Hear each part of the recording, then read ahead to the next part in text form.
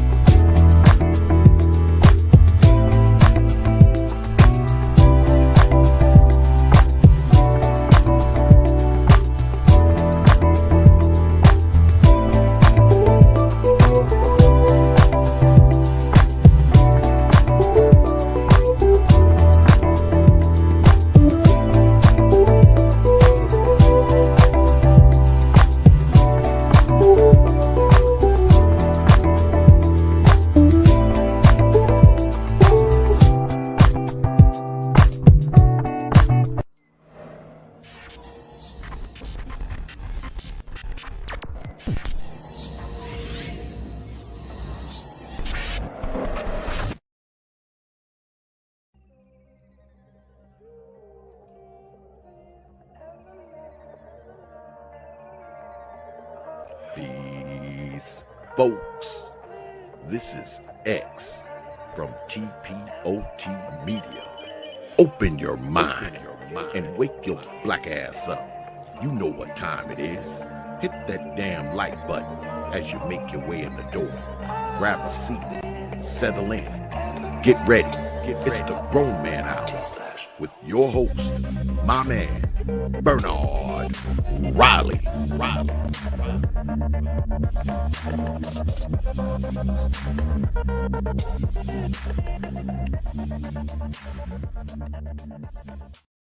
What's up and what's going on, everybody? Appreciate everybody for being in attendance. Appreciate everybody for being in the building today. Appreciate each and every one of you. Appreciate each and every one of you. I'm still cleaning up and stuff. But do I got any coffee in the cup? Hold on. All right. Let's get into it. Shout out to everybody in the building. Appreciate each and every one of you. You know how I always do. Shout out to the early bird squad. Those are making it bright and early before we even get things started. Drop an early comment and hopefully a like before we even get things started. Shout out to M and Perry. I will do the early comments. Captain Cisco says, I saw Michael B. Jordan clip an hour ago. I already knew the title of the Bernard Riley show before I came here. Am I that predictable? Am I that predictable? A part of me wasn't going to do it. It was kind of the most trending thing, but a part of me didn't really care to talk about it until I figured out, okay, since it's trending, since it's kind of out there, okay, what angle am I going to take on it? What angle am I going to take on it? So and so once I decided that I'm going to explore the, let me make sure I'm in focus. Once I decided I was going to explore the revenge angle or revenge element of it, I was like, okay, I can do a show on that.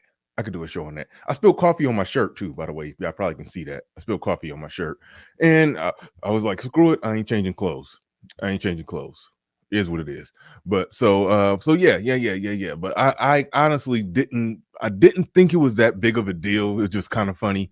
But it does open up the opportunity for us to talk about the revenge element that I think a lot of guys in this space go through. I mean, it's okay. It's varying stripes of black men in this space, but one faction within this space is the guy who was, maybe a little less chosen or less, sought after in high school. And it's like that with a lot of guys. That's just called being a guy, unless you're that popular dude, you probably didn't get on that much. You probably kind of just floated and drifted into the background. And then, but some people peak in high school. Then there's others that go to school, get successful, or just get an education or pick up a skill and develop themselves. And sometime after 30, when they're making decent money, they find out it's a whole new world out there.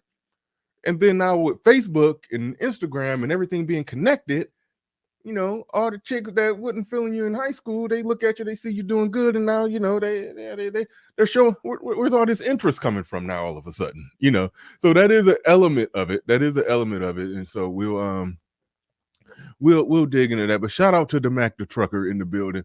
So Michael B. Jordan is winning with his model chick. I don't even know what his current chick look like. LB Crypto in the building. LB Crypto in the building says, good morning, everyone. My man, Rod of God podcast in the building says, yeah, that ish was funny and glorious. Osama Abdu, shout out to Osama Abdu. Salute. Joe Ethereal in the building. Shout out to you. He says, salute, accountability, and self-awareness. Two attributes that are very important and quite attractive. Joe Ethereal again says, men age like Sean Connery. Also, women age like.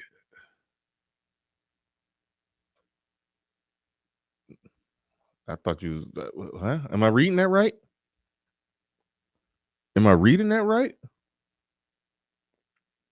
You said men age like Sean Connery.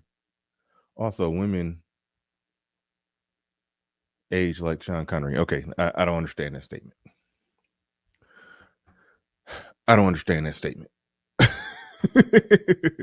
But shout out to everybody in the building. 80 people in here already. Hit the like button. My man, too cool for school in the building. Shout out to you. Appreciate you coming on through. Dropping something on it, getting the show started off properly. I appreciate that. Shout out to my man Mike and Vince Perkins. Well, Mike, I know that's Mike because Vince is the antisocial one who I met in person. Cool guy. But yeah, he don't be all in chat rooms and stuff. But shout out to Mike. Says black women have to be the worst talent scouts ever. Yeah, you running a sports team. You hire a black woman to be your talent scout. I don't know. They bet on the wrong horse at a relatively high percentage rate. But shout out to Mike of his Perkins dropping $2. These last $2, I'm not gonna lose.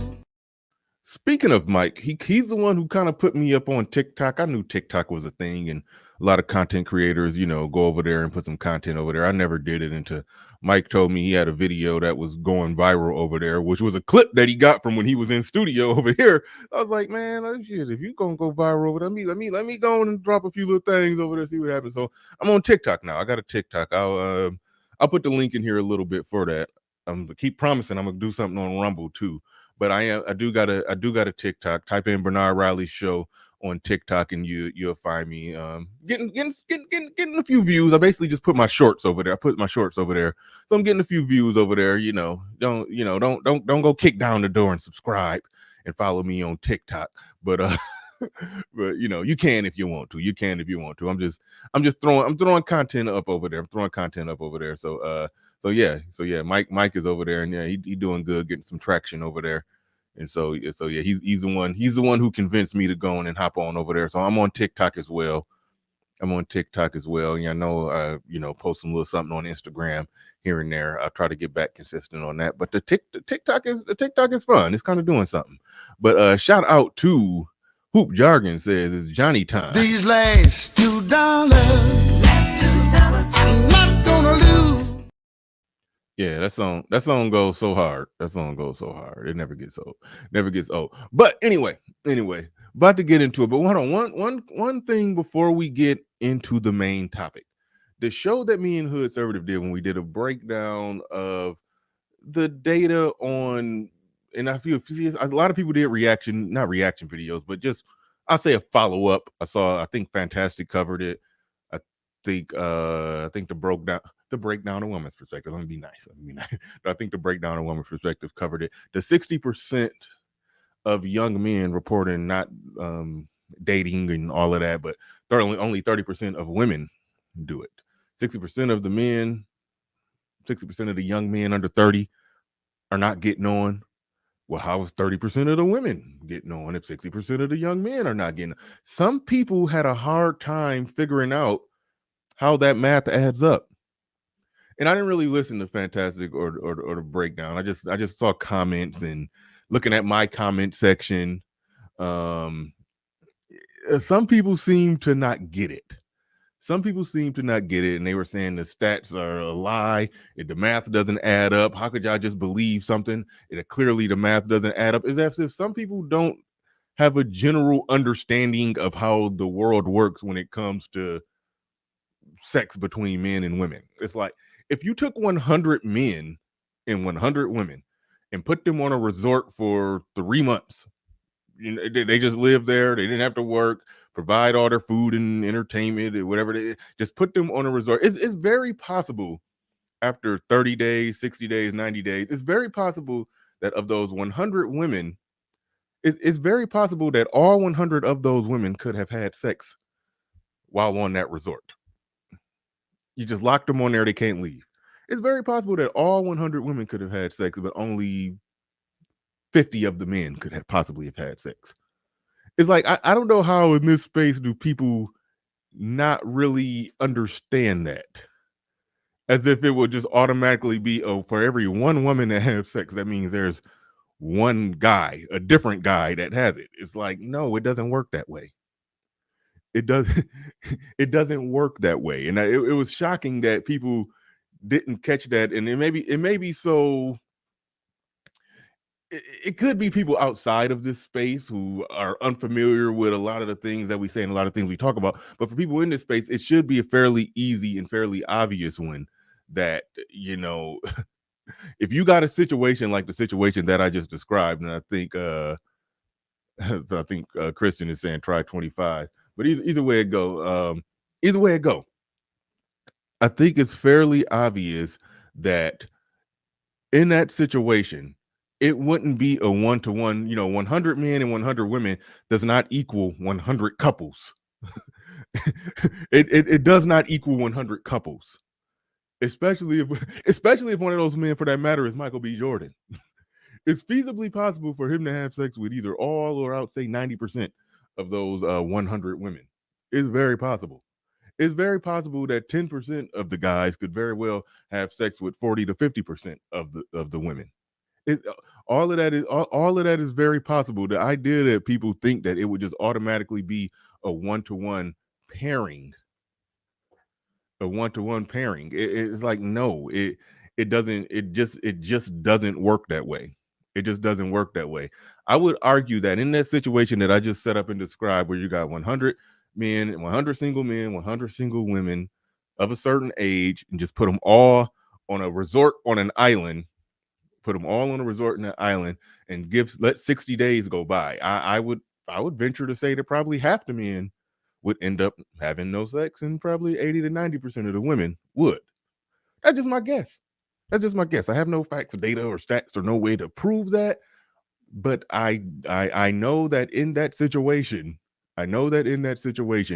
it's a high probability that it wouldn't be a one-to-one couple pairing off type of deal. It wouldn't be a one-to-one couple pairing off type of deal. So when people see that 60% of the men reporting not being, not dating or not being sexually active or whatever the hell, of a certain age, men between 18 and 30, 60% of them report, not dating in the last year or whatever it is. I'll play a quick clip because CNN actually talked about this. I'll play a quick clip, but 30% of the women were reporting that same thing, and some people just was scratching their head on that. I didn't have to scratch my head at all. Now, there's some nuance to it. It could be women consider themselves dating or in a relationship in situations where some men don't. Some of the women that's sharing one man may think that, well, both of them may say they're in a relationship, and the man may say, no, I'm not in one. But we can't discount the fact that every guy ain't getting on. So we're going to get into the Michael B. Jordan thing, but I just want to play this. So sometimes people think we'll be making stuff up. So, we black folks, we gotta let a white man say it so y'all can believe it.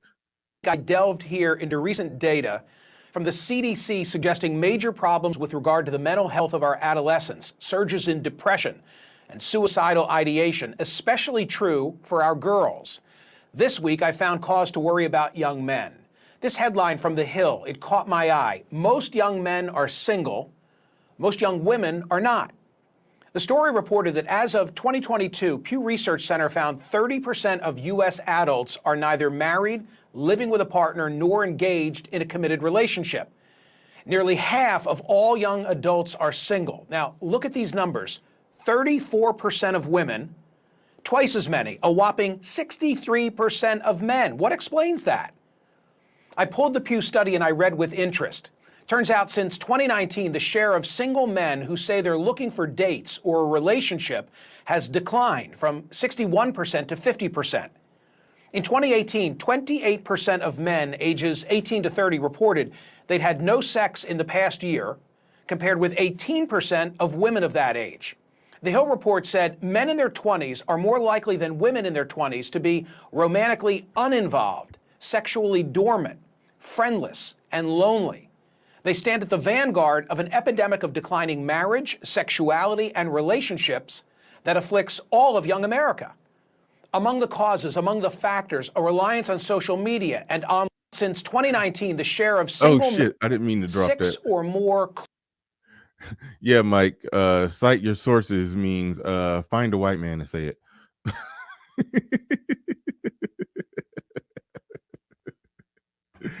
That's what cite your sources mean. RM, I put the link in the chat room. If you're available. Put the link in the chat room. Close friends, which in 1990 was 55%, by 2021 had shrunk by half. Meanwhile, those with literally zero close friends, which stood at 3% in 1990, 6 or more close. Other troubling statistics about men come from a reliance on social media and online porn, but also endless and lonely. They stand at the vanguard of an epidemic of declining marriage, sexuality, and relationships that afflicts all of young America. Among the causes, among the factors, a reliance on social media and online porn. But also, more young women are hooking up with each other or dating and marrying slightly older men, and heterosexual women are getting more choosy. Other troubling statistics about men come from a 2021 study from the Survey Center for American Life. Now, that choosy part of it, that choosy part of it, they make it seem as if they're choosy for the better, which I have no problem with. If they were choosy in the sense that they were selective and choosy about making sure that they get get with the guy who's the best choice for their life and their future and is not going to, be on some bullshit, no problem with that. In fact, that would help to facilitate a market of men who are um going to be better men, going to be more industrious, going to try to be more accomplished, going to try to pick up more skills and try to, do what they got to do to be more viable for this new market that is not built on swag, wit, charm, charisma, and good looks. You know, that's the market right now. That's the market right now. But the women that are playing the game what I would say playing the game the right way, the women that are ultimately playing the game, the women that are ultimately playing the game the right way, choosing men, for reasons that make sense for the long term. You can't knock that. You can't knock that. Even if you're a single man who just out there trying to, just trying to slang it, that you still can't knock that. Just got to get in where you fit in, type of deal. But I got no problem with that. But see what they do, they try to muddy the waters and try to make it seem like that's where the discrepancy is. That's what, men are not skilled in how to be, proper men in a relationship, in a modern to be proper men as far as, women are in this modern world, in this modern time where, men, women, when they make their own money, we need you to be better listeners now. We need you to be a better listener and to be a better mate and more understanding. And we need you to do all of this, this stuff that, that when women talk about the type of guys they like, the type of shit that they never mention. Yeah, we really need you guys to be all of these things. They're basically trying to, water down, try to, more effeminize men. Not saying the men just can't, listen to a woman or hear what a woman has to say, but it's like they try to make it seem like that the emotional intelligence and all of that stuff, the emotional, your emotional IQ needs to be higher. And then so that's why women are backing off. But no. Is like I would argue, and me and conservative definitely argued on the previous show that yeah, aspects of feminism and different ideals have run amok to where the whole dating, mating, selection process of women has changed and perhaps got a bit skewed in many ways. Got a bit skewed in many ways where, it's about hedonism. It's about what they want. It's about how it's about this right here. Hold on, let me pull this up. Let me pull this up and show you exactly what I'm talking about here. We're going to get to the Michael B. Jordan topic in a second. Let me pull this up and show you what I'm talking about here. Right here, if you look right here, like check this out. It says, being a housewife. This is what a chick posted. This is what a chick posted. It says, being a housewife is only fun when you're married to someone wealthy and can go to yoga and get your nails done. Being a housewife to a man making $65K. That's about 15,000 above the average or the meme or whatever, or something like that. Being married to a man making $65K and having to cook, clean, and do laundry, go to the post office and take the kids to school, all for free, is not the easy life. Like a lot of that mindset is the mindset that exists. A lot of that mindset is the mindset that exists. And when you have that type of mindset,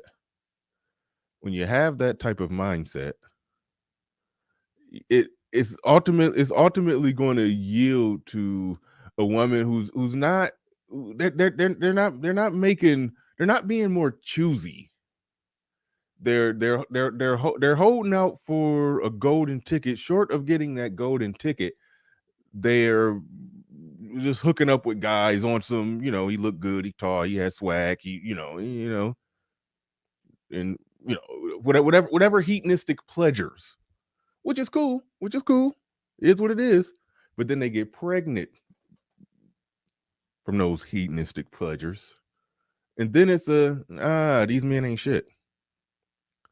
These men ain't shit. So it's like if you're operating on extremes, if it's got to get a guy with money to this extreme over here, or it gotta be the, hooking up, having sex with whoever makes my juices flow the most and, hits that spot just right. The sanity in the society that functions in healthy relationships is floating all the way around here in the middle. But it's what get my pussy wet over here and where's the money at? Money over here, pussy over here. Get my nether regions pleased over here. You're not going to get that. Not going to get that money. You're going to get your nether regions pleased. Nether regions pleased. Then you're going to be pregnant, and then after they're pregnant, to a guy who only had one job, and that's the only job he good at. Now niggas ain't shit. Like that's pretty much the story. That's pretty much the story in a nutshell. That's pretty much the story in a nutshell. But shout out to everybody in the building. RM, there was another super chat that I missed. If you could scroll up, find it, and star it. I think I know I shot. Oh, never mind. I just did right there. Too cool for school. Thank you for that one. All right, cool. Yeah, I shouted out all of them. I just forgot to star one of them. But all right, cool. I got them all starred. But all right. Let's okay, Michael Merriweather just came through and dropped $2 on it. Do appreciate that. Shout out to Mikey Merriweather. These last $2, I'm not gonna lose. Bottom line, the government won't let women fail. That is a factor in the equation. But overall, the reason I wanted to retouch bases on the previous topic, because some people just simply was not understanding. Whatsoever. How is it possible that 60% of the men 60% of the men under the age of 30 can report not dating at all? How is that possible? How is that possible that 60% of the men could report not dating at all, but somehow only 30% of the women are reporting not dating? How, Sway? It was shocking to me that people didn't understand that, as if the distribution of pussy is a 1-to-1 ratio 100% of the time. That blew my mind that people thought that. That blew my mind that people thought that.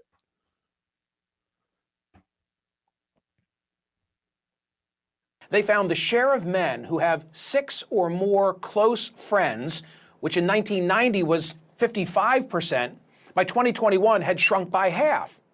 Meanwhile, those with literally 0 close friends, which stood at 3% in 1990, has zoomed to 15%. An expert quoted by The Hill said this disconnect can have catastrophic consequences for young men. Quote, in the worst case scenario, the young American man's social disconnect can have tragic consequences. Young men commit suicide at 4 times the rate of young women. Younger women are largely responsible for rising rates of mass shootings, a trend that some researchers link to their growing social isolation. Well, those words reminded me of a conversation that I had over a year ago right here on CNN with NYU professor Scott Galloway. But the issue is, when you have a group of men, the lower half of attractiveness of men in online dating, which has doubled, now it's about half of relationships, and the top 20% of men in terms of attractiveness get about 60% of the interest, you end up with a group of men that are more prone to conspiracy theory, more prone to misogynistic content, more prone to not believe in climate change. I don't know what the hell climate change got to do with this, but well, maybe that falls into one of the things that they think is a conspiracy theory. Okay, all right. I don't know what climate change got to do with this, but I'm hearing what he's saying. When he's saying more prone to misogynistic content, he's basically talking about men online that talk about women. He basically talking about the manosphere. He's saying that these type of men are more prone to the manosphere, but they're going to basically break. Well, I'm gonna let them finish breaking down. I think they broke down the rest of the online dating stats. So this is the American story. If it's written with a pen whose ink is failing young men, does not end well. This is an existential crisis, failing young men. As always, Professor Galloway was prescient Back with me now is Scott Galloway. He's a professor of marketing at NYU Stern School of Business. He's a serial entrepreneur. He's the host of the Professor G podcast. And it's amazing that these type of, and yeah, LB Crypto, he was low key shaming, but he does say a lot of things that shows that he does care and have concern for the state of young men and boys. He does do a lot of things that show that he has concern about that. I think, and I missed a part of it that I wanted to play. Author of multiple best-selling books, most recently, Adrift, America in 100 Charts. Scott, thanks for returning. Hasn't the advantage always been to those with the looks and or the money? What's changed? First off, Michael, I just want to say thank you for raising this issue a year ago when a lot of media companies were afraid to talk about this for fear of its being pro-men was somehow being anti-women. Look, men in the manosphere normalized it to the point to where now it could be discussed on CNN. For those who say there's no impact or there's no effect or y'all wasting y'all time, I just want to point that out. That men in the manosphere normalize these type of conversations to where now CNN can discuss it, whereas they couldn't discuss it before. Before they couldn't touch it, but now they can. I wonder why. This is returning to the natural order of things. For the majority of history, a small percentage of men have had the majority of the mating opportunities. But in America, we decided to make a huge investment in what would probably be the greatest innovation in history, and that is in the middle class. From 1945 to 1947, 7 million men returned from war, were discharged from the service, and we decided to give them the GI Bill, subsidized mortgages. We saw education rates go from 5 to 45%. They were valued, and we had such a strong manufacturing base that you had massive marriage and household formation. And some men were seen as more economically and emotionally viable. And you've seen the reverse happen with the. Now, I've been saying that you invest in men, you improve the lives of women and children. Invest in men, you improve the lives of men, women, and children. Ultimately, you improve the lives of everybody. You invest in women, you improve the lives of nobody. You empower them to not need a man and be miserable by themselves. You're just empowering them to do bad all by themselves. I've been saying that for the longest. You're empowering them to have the attitude of this woman right here. You're empowering them to have the attitude of this woman right here. Being a housewife is only fun when you're married to someone wealthy. You can go to yoga and get your nails done. Being a housewife to a man making $65K and having to cook, clean, and do laundry. Go to the post office and take the kids to school all for free is not the easy life. That's what happens when a society invests in empowering women. That's the type of thought process that it produces. He talked about how after, was it World War II? I forgot which World War he said, but they basically invested in the middle class. They've invested in manufacturing. They basically try to create a society with some economics where the everyday man, could go to work and make enough to take care of a household. And then the women saw the men as more valuable, and then there were more families. And when there's more families, I mean, kids are born in a better situation, and everything in society functions and works and plays out. But then once he's going to talk about how once manufacturing leaves and the jobs shipped overseas and all that, blah, blah, blah, blah, blah, when all of that stuff start happening, and then, many other things, I'm not going to get too deep into it, but many other things change, it ultimately flips everything upside down. Offshoring of much of our manufacturing base with a society that quite frankly doesn't value young men. When we talk about problems with people of color or women, we see it as a systemic societal problem. When we see problems or the stats that you just mentioned, we see it as accountability, or that men just need to level up. But married households and household formation are better citizens. They vote. They save at twice the rate. They're less likely to commit crimes. and we have fewer and fewer viable men. We have a dearth of economically and emotionally viable men. But the middle class is an accident. Unless you invest in it, it doesn't happen. Eisenhower decided to invest $500 billion in a national highway project that created tons of jobs. We have, and by the way, the tax rate back then was 91%. We raised money and we redistributed in social programs that made young people more economically viable. And then, Scott, you toss in the influence of social media and how relationships today, they don't come from, in our era, happenstance and mingling, right? They come from swiping, and that further accelerates this issue. Am I right? Oh, it's been the chaser to it. I mean, to have an honest conversation about this, we have to be honest, and that is that men and women have different mating criteria. No, he didn't say black men just need to level up. He didn't say that. He said that when you see an issue with the black people, he's really talking about how white liberals react to and when there's an issue with black people, they look at it as a situation that, oh, it needs some government intervention, some initiatives, some programs, throw money at it, invest in it, and blah blah blah. That's what people do when it comes to an issue with black people. And that normally goes to black women.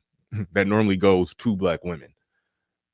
He's saying people look at it like it's a big call to action when there's an issue or some discrepancy with black people. But when we look at a discrepancy with men as compared to women, society doesn't look at it as a big call to action. They look at it, they go from being bleeding heart liberals who's saying, oh, we got to do something about this. We need more tax dollars to pay for and fund this thing. And they turn into, when it comes to men falling behind, even if we're talking about young falling behind at the phase of being young boys that aren't properly developing into the type of not developing into the type of men that society needs, they then in that situation go from being bleeding heart liberals to pull yourself up by your bootstraps conservatives. That's what he meant when he said that they tell men, oh, y'all just need to level up, because they adopt that argument. Now there is an aspect of it where we're leveling up and pulling yourself up by the bootstraps is something that you need to do. That's type of attitude I want black people to adopt. But the fact of the matter is that if you're talking about boys falling behind in school on a mass level, and they're not, and it's having a statistical effect that we could see playing out, then it turns into, okay, something need to be done. And I'm not saying give things to men. Just I'm not saying give some type of affirmative action to men, but I'm saying, if you could get in there and tweak some things at the ground level when it comes to elementary school, middle school, and high school boys, that could ultimately help to produce a higher percentage of men who carry the attributes that are needed. Yeah, I think something could be done in that regard. I think something could be done in that regard, because clearly the pendulum has swung too far in the other direction to where now the women are ultimately having a problem with it, even though they're acting like they're not. But no, he wasn't just saying black men need to level up. But shout out to who we got in here. We got Ripside 2 with the $5 super chat. Thank you very much.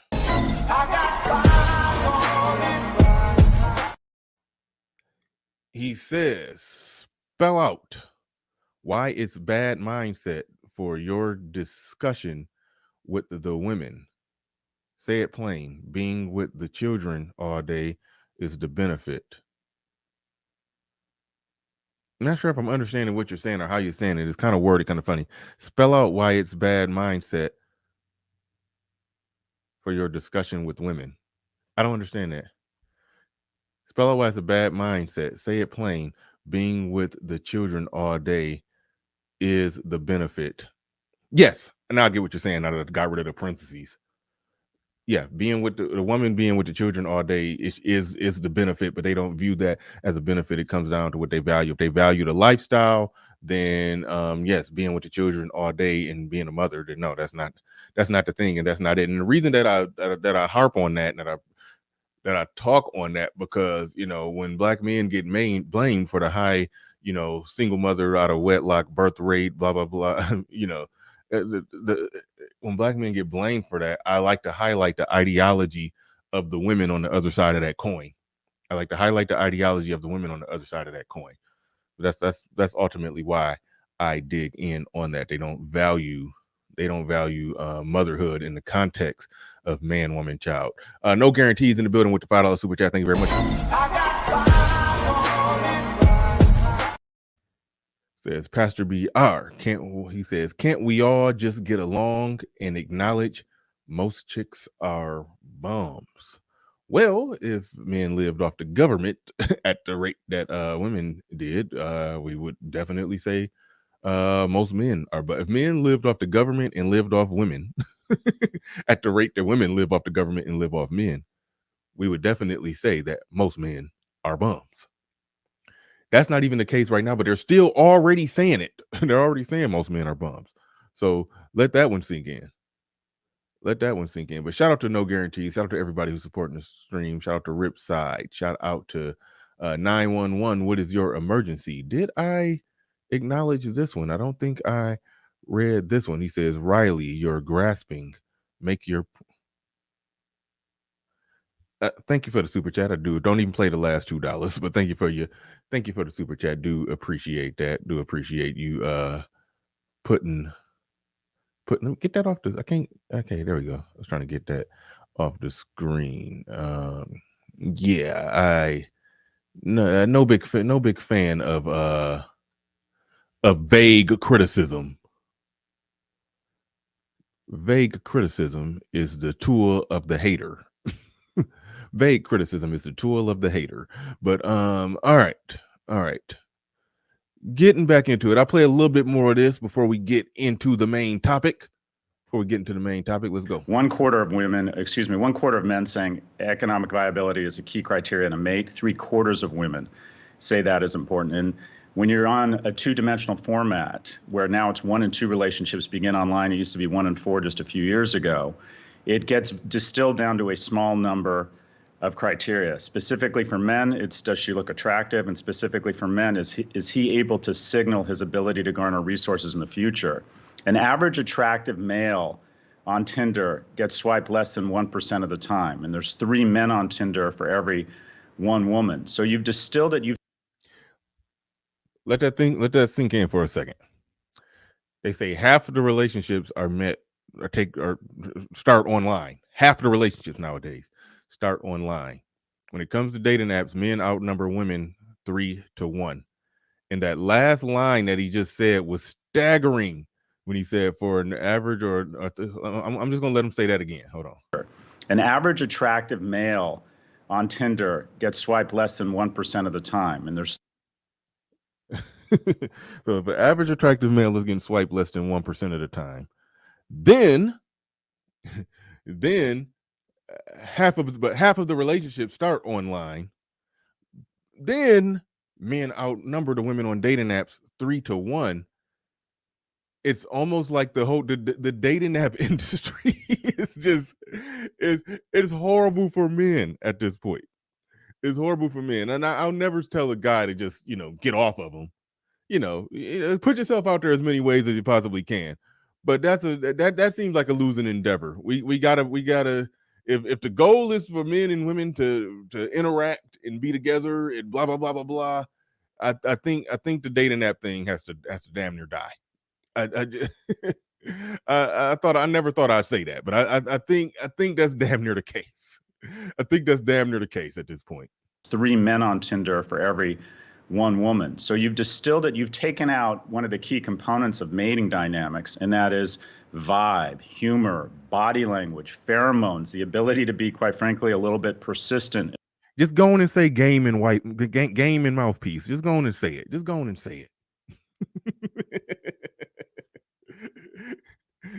Yeah, I know that's what he's talking about. Those of you who criticize game. That's what he's talking about. He's saying that's taking game off the table. Logan JJ said people still use Tinder. Yes, people use dating apps. Half of the relationships people meet their significant other online. Yes. Absolutely. Shout out to Captain Cisco in the building, says SWP been talking about this subject a lot. Conservatives like Dave Ramsey refuse to check the women.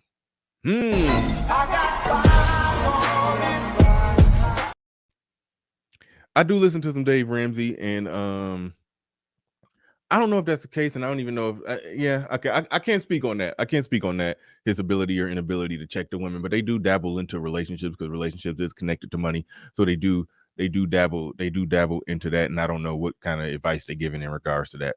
They do give some good money advice, but they I ain't about to get into Dave Ramsey. But it is some good financial advice, but I have some disagreement with them when they say don't file a bankruptcy. If you can just make that shit go away. If you have a $30,000 car get repossessed, you can either get garnished or you can file a bankruptcy. Which one you gonna do? You can either get garnished for the remaining $30,000 balance, or you could pay $1,400 to a bankruptcy lawyer and not get garnished. Which one you gonna do? I'm just saying. But all right. I'm just saying. But all right. I'll roll a little bit more. We're about to make a couple more good points, and we're about to get into the main topic. In the pursuit of a romantic relationship, we have no third places anymore. No places to meet. People aren't going to bars. They aren't sports league. They aren't going to church. They aren't even going to work. So it gets distilled down to very one or two dimensional attributes. And the reality is, women are much choosier than men, and they can apply those screens, and they allocate all of their attention to a small number of men that results in just essentially at the end of the day, a lack of opportunities. Chris Williams summarized it perfectly. He called it the high heels effect. In the last 40 years, more women have graduated from college than men, and they're not interested in mating with non-college grads. They now own more homes, single women, than single. That ain't true in the black community. Well, I mean, it's levels to it. It's different types. There's some high pergamous and some low pergamous women. But anyway, we'll wrap that up. But I love it. I love it when a lot of the things that we talk about when out in various places of academia, places where they're studying and they're researching things and they're digging in and they're crunching the numbers and they coming back and saying stuff that we've been saying from the start. I love it. But let's get into the main thing. Let's get into the main story here. I'll just roll the tape for those that don't know the Marvel origin story of what happened. Michael B. Jordan when he's on the red carpet for Creed 3, which I personally don't think is going to be. I don't think it's going to be a good movie. I'm going to go see it because I'm a huge fan of the Rocky movie. So I was a huge fan of when Creed first came out. The first Creed movie was good. The second one was good, but it felt kind of contrived and gimmicky. But still, I liked it. However, I don't know about this one. I think they could have went a lot of other places, and whatever they had to do to get Sylvester Stallone on board, that he should have been in every movie until the character dies, just flat out. They give him an off-camera death, I'm really gonna be pissed. But yeah, they better not give Sylvester Stallone. I mean, they better not give Rocky an off-camera death. They better not. They for damn sure better not. I'm gonna be pissed if they do that. Like even in the Creed movies, Rocky, that character that we know and love was the heartbeat of the story still, even though introducing Adonis Creed to us, yes, that he carried it too. Don't get it twisted, but it's hard to do it without Rocky unless he die in one of the movies and then you go on to do the next one out and continue the story going on. But I'm going to go see it with my fingers crossed, but I'm not. I don't think it's going to be. I have my skepticism. But either way it go, shout out to my man Rod of God podcast. $50. So that makes you rich? It's a start. Damn. Why you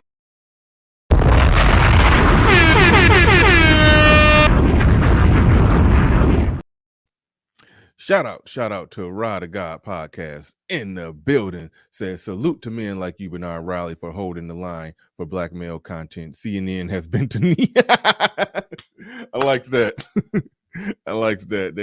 They had to. They had to. We've been over here spitting some truth to the point to where it was a time when, like, he literally said it. It was a time where we could not do that kind of content. He flat out said we could not do that type of programming, but now we have to. Now we have to. Now we have to. It's like it's so much truth. We forced the issue. We forced their hand to the point to where if they don't talk about it, they seem out of the loop, and then we grow even more, and they just look like some old dinosaurs of media. So they had to get on it. They had to get on it. Let me see if y'all got a problem with me saying I'm skeptical. Hold on. Block with your face, Rocky, and buy me liquors. Hold on. Says that's a white man. They reserve that for black men. Are you talking about something else? Shout out to Kevin Samuels. He said I like when Rocky was rich. Yeah, they didn't have to necessarily make Rocky broke in those movies, but either way it go. I mean, it kind of where it's at now. I think he owns a restaurant. He owns a diner in Philly. That's okay. That's okay. He sit there and tell stories to his customers or whatever. And I dig it. I dig it. He wasn't about that rich wealthy life. He wasn't that dude either way. So I'm good with it. I'm good with it. But I think it was Rocky 4. He was just stupid rich in Rocky 4. Then they made him poor again in Rocky 5. But anyway, Rocky Balboa was good. But either way, let's dig into the main topic. Adrian, shout out to RM. You put that Adrian down there. But no, let's dig into the main topic. So Creed 3 coming out. He's on the red carpet event. A chick who's interviewing him basically, Michael B. Jordan, blah blah blah. Yeah, we went to high school together. Yeah. He's like, yeah, we were in the biology class together. Whoop whoop. He's like, oh yeah, the corny kid. So that was essentially the gist of it that set the internet on fire when he called out that she called him corny. So we're gonna get into that, but let me roll the tape for those who haven't seen it. Michael B. Jordan, the director and the star of Creed 3. And, we know each other. We go way back all the way to Chad Science in Newark, okay? The corny kid, right? No, I did not say that. Misquoted for sure. No, you did not hear me say. I said we used to make fun of the name, but yeah, he is obviously killing things out here. How is the difference between you actually directing and working with the same people that you? Now, Rod, you are right. He did have a look on his face, like he showed. I hate to quote when they use it against men because I hate to use the word violence, against men who have done nothing violent. But metaphorically speaking, he came in chose violence, as the young kids say. He came in with dark Air Force energy. You can see that in his face. He came in with black Air Force energy. You could see it in his face that he was ready to say something. He was ready to pounce on that, and that's what we're going to be talking about when we get into it. To what degree do men want revenge? To what degree do men want revenge from the how did I word it? How did I word it? Let me pull up my thumbnail so I can read exactly how I worded it, so I can make sure that we are speaking properly on this. Because this is the question that I'm going to put on the table. Because there's some of this going on. There's some of this going on. The way I worded it, do men really want revenge on women after they come up? And you can just see it in his face, like right there. Yeah, you can see it in the thumbnail. She didn't know what was going on. She just is happy, like, yeah, whoop-de-whoop, Michael B. Jordan. Yeah, we went to high school together. He you could see it in his eyes. He was like, I'm about to ride on this bitch. Like you could see he was winding up for it. You could see he was winding up for it. Like he rode in on a black horse. He was ready. He was ready. But yeah. He wasn't playing around. He was not playing around with it.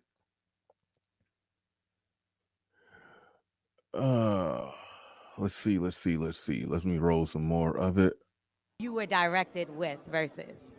It was awesome. You know, it's a family vibe. Yeah. Last nine years of my life, I spent on the Creed films. They're very supportive. You know, Tessa, Felicia, Rashad, Wood Harris, people that see me grow up. And for the fact that I stepped behind the camera and finally got a chance to direct them, they loved it, they embraced it, and it was a wonderful experience. And was it difficult for you mentally because you're coming out of a different space? I didn't know he was doing the athletic gear. I mean, I was staying in it. All right, yeah, I want to listen to them circle jerk each other. They about to, have a debate over who the sexiest man, or I think she prompted it. But anyway, yeah, Dwayne Rhodes, you're right. That Mike Jones back then they didn't want me. Now I'm hot. They all on me. Almost forgot the lyrics. But yeah. So that's the gist of it. The chick came through, brought up that they was in high school together. He said, "Oh yeah, the corny kid." He reminded that they called him corny. She tried to cop a plea. She ultimately said, "Yeah, we just make fun of your name because his name before he put the B in there, it was just Michael Jordan." And so if you're growing up in the '90s and your name is Michael Jordan, I mean that's like having the name LeBron James at high school or Steph Curry at high school, and you can't hoop. Yeah, you're gonna get clowned. So so she tried to basically spin it like we just tease you on that. But the internet remains undefeated. The internet remains epically undefeated. So ultimately this is what went down, and this is what was said. Let me pull up a screen share. And knowing me, I may not have the original quote ready to go, but there was original quote. Let me make sure. Let me see if I got it. Just in case I don't got it, RM, if you can dig it up, put that original quote in the back. Because I can't even see that. Okay, I do know she said any black man that dates white women is corny to me. I guess that PR relationship with Lori helped y'all forget, but I didn't. So she was quoted as saying that about him. And this is the part where after she denied it, now she's trying to double down on it. She says, anything I said once, I'll say it again. Nick Cannon is corny too. He got mad women, babies, and money. I thought we were all doing our Sierra prayer for a nice, corny Russell Wilson to save us from these toxic niggas. No, corny ain't bad. That's 70%. Okay, so she's still kind of cop a plea right now. Corny ain't bad. That's 70% of niggas in the industry. Then she goes on to say, let's see how y'all act when he brings the next white girl with him, the white girlfriend with him on the red carpet. Toodles. That's ultimately what she said right there. There was another quote that I got to dig up. There's another quote that I got to dig up to make sure we get all the context right before we really dig into the discussion. Do men today want revenge against the women, like after you come up and you're doing better in life? Do you really want revenge, or do you have a certain level of apathy and don't give a damn? There are a couple personal stories that I'm going to tell in regards to this. But I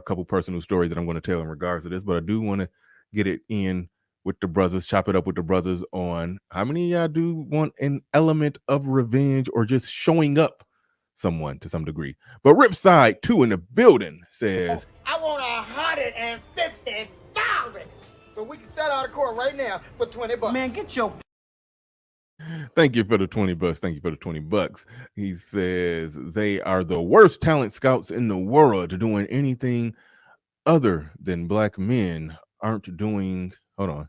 Doing anything other black men aren't doing is corny automatically. I think you're trying to say if anybody other than black men was doing it, it wouldn't be considered corny, but black men doing it, they are considered corny. Or something. I think that's what you're trying to convey. He says, how else do you become a child actor without having headshots? That was what made him corny to her. And that's the quote. That is the quote that I was the initial quote that I was looking for. She was teasing him, saying he was corny walking around in high school with his headshots. A lot of people don't know Michael B. Jordan been acting ever since, he was practically, he looked like he was in middle school in some of those earlier roles. He looked like he was in middle school in some of those earlier roles that he had. So he was, he was driven in on his purpose, so to speak, back then, and was getting teased and called corny. And then now he's successful, and he was he wanted to pull up on her. You was teasing me in high school. You called me corny, publicly, when you got a little name for yourself, saying I was corny back then, and I was corny walking around with them headshots or whatever. I was corny when I was out there chasing the dreams. Now I done made it. Now what, bitch? Like he's on that type of energy. He's no doubt on that type of energy. He's no doubt on that type of energy. Now, the thing that we're going to get into and dig into is that how many of y'all want revenge? How many of y'all get your kicks off, your jollies and your rocks off of ultimately pulling up on these chicks, stunting and flossing of how good you're doing now? You posting shit on Facebook, and you could see, you could see the chicks from high school. They doing an unnecessary amount of liking of all your pictures now. You make sure you hit the like button every time now. You got a little cutesy comment every time now. How many of y'all like that and enjoy the revenge? How many of y'all go back and get with them chicks after they, over 40, overweight with a couple kids by a couple men? How many of y'all go double back on it? How many of y'all be on some, yes, she finally wants me now? How many of y'all get on that stuff? When I open it up, when we open it up, we go to get into that. But in the name of getting the exact quote, O'Shea got the exact quote in his videos. I'm gonna play a little bit of O'Shea's video, and this is what I mean right here. Let me remove that comment.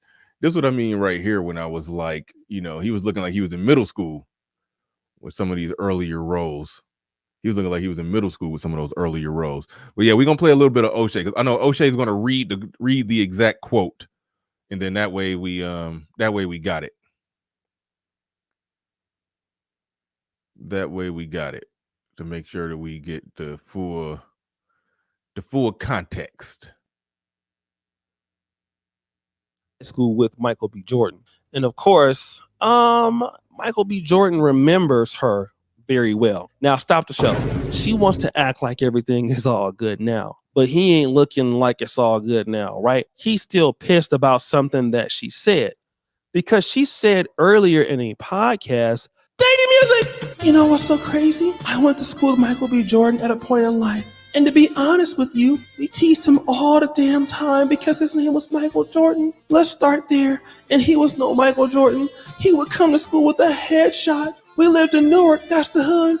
We would make fun of him like, what you gonna do with that stupid headshot? And now look at him. Yeah. Now. So he was, there go that face. But no, so he was on his purpose and on his grind back then. Even in high school, he knew what he wanted to do. He knew he wanted to be an actor. He walking around with his Hollywood headshot and everything, and he going to casting calls, and he's doing the thing. He got the brother growing up from the hood, but know what he wanted to do and became it. And she was one of the ones that teased him. And it's looked like the level of joy. The level of joy. Is it a such thing as getting an unhealthy amount of joy of stunting on that person who was I'm about to do that Bernie Mac. Teasing me. That Bernie, you remember Kings of Comedy, you know what I'm talking about. Is it a certain amount of joy of that stunt and that floss on it, or should it be just more apathetic? Should it just be more apathetic? Now, I personally get no joy from the stunt and the floss, but there are situations where somebody I be hesitating telling these stories because it's people that I know. Some people I used to mess with. where it's kind of like man, like I've been hit back up. I've had to block somebody on Facebook that did some weird stuff. That did some weird stuff of trying to get back, trying to get back in my life. I've had to block somebody on Facebook. And when I tell you, when I get into the story, if I told the whole, put it like I received a random knock on the door, and I'm like, what the fuck? And and I had it was cold outside. This person was on foot, and they had to leave on foot. I, it's bad. I remember there was a situation where I ran into a chick, I used to mess with. She's working at McDonald's, and it was weird. It was weird. It was weird how it's like, because she had hit me with some, she had inboxed me on Facebook, some years ago, and I got to the point where I was ignoring this shit. I was ignoring the shit because she was a whole damn problem. She was a whole damn problem. But then I ran into her some years later, and then it was like, oh, she's still seemingly not doing very well. And then as I was leaving, it's like she walked outside and tried to position herself in a way like she wanted me to talk to her, say something to her. I just waved and kept going, shit like that. I received a random Cash App request from a chick. Like that kind of stuff happens. That kind of stuff happens. And I honestly, and look, I'm honestly in a place where I don't get a particular joy out of it. I don't get a particular joy out of it. The one that had to leave on foot, that that basically the door had to get closed and had to leave on foot.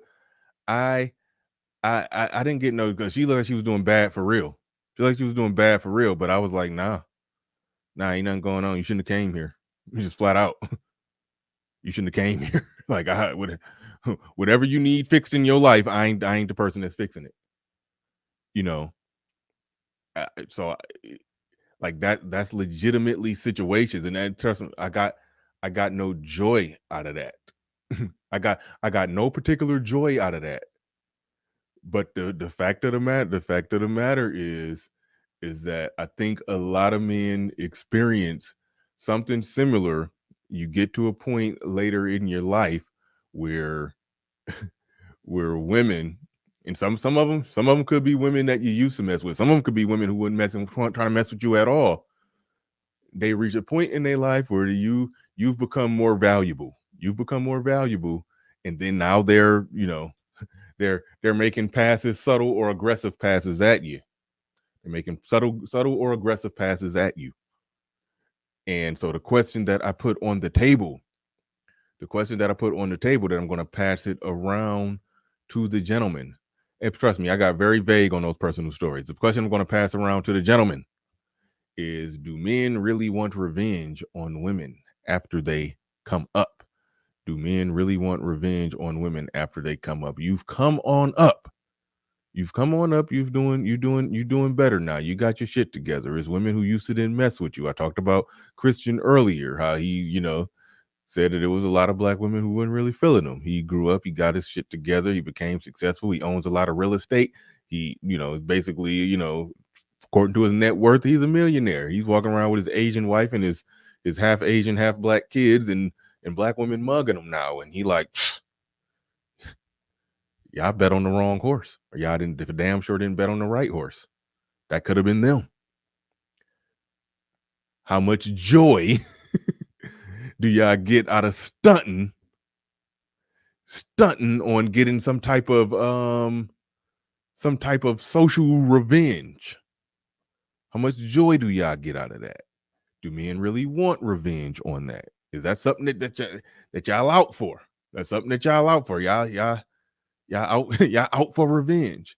I want to talk about that. So the link is in the chat. The link is in the chat.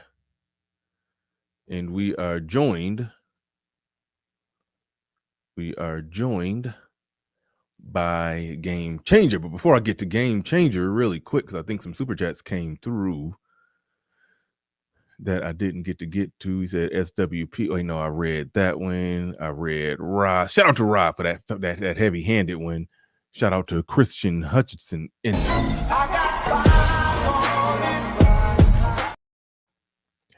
He says, I enjoy going to the zoo on weekends. I enjoy going to the zoo on weekends. These chicks pull around their kids by themselves in their strollers. My kids are yelling daddy and asking for ice cream. Do you just enjoy that, to just be the dad taking your kids out for ice cream? Or is more of the joy coming from you pulling up with your Asian wife and your half black kids stunting on them bitches? Like how much of it is that? How much of it is that? That's what we about to get into. And I got Christian down there. I'm gonna go to Game Changer first, then I'm gonna go to Christian. But Christian got all the black Air Force energy today. But real quick before we get into it, hold on, wait, let me make sure I got. Well, no, you read a. Oh wait, no, that all right. So I read the last super chat. All right, cool. Hopefully we got them all. But all right, GC, go ahead. You got the floor. You got the mic. What's going on? Okay, thank you. So yeah, I do think it is immature for somebody to look up somebody and go after somebody who say, "Hey, you remember you said this in high school?" You know, that's like those people that take some martial arts and do some push-ups and then go back and beat up their high school bully. That's kind of immature, in my opinion. However, this is not that when it comes to Michael B. Jordan, because hey, she came up on him.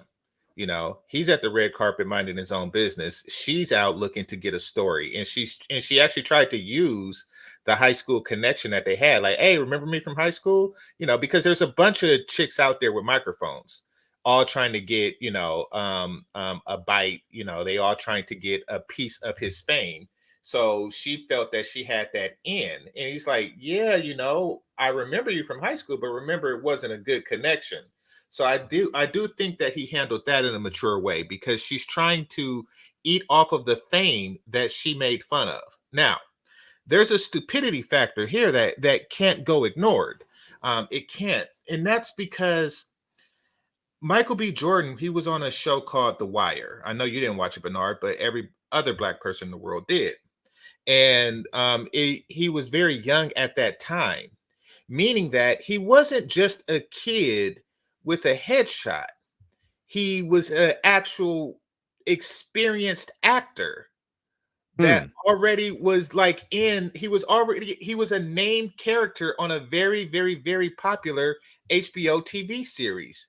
And for you to walk around saying, "Oh, you walking around with a headshot, you stupid, you are a damn fool."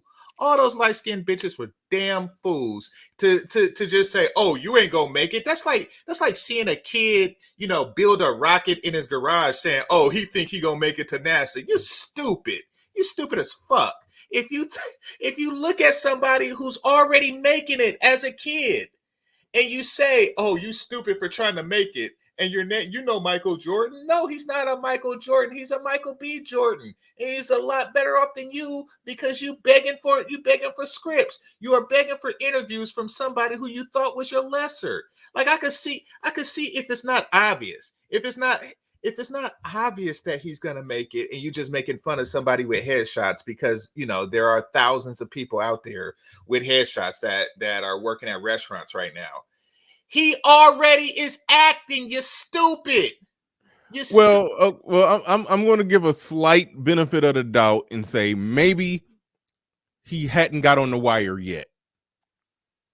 On the wire, that's the only way I can make that make sense. No, on the wire, he had to have been like 12 years old, Bernard. Like, oh, I mean, I mean, come on, you've seen the oh, wire. Hey, I didn't know how old he was. That changes things. Yeah, he was a kid actor. He wasn't like a grown man pretending to be a teenager or something. No, he was a kid actor.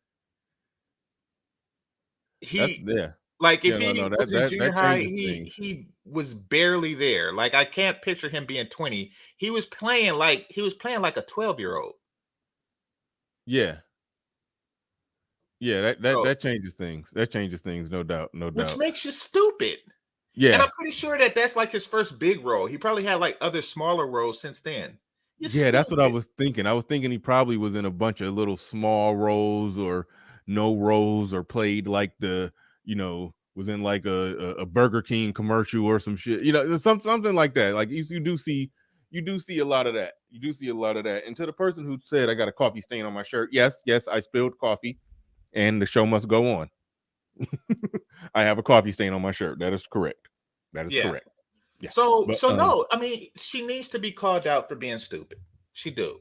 And he did. And I think that he did it in an eloquent way. I don't think that he did it yeah. like with revenge in mind or nothing like that, or No, okay. He didn't do it in a distasteful way, but you could see he had a little sinister look in his eyes. Like you could kind of see that. At least I saw that.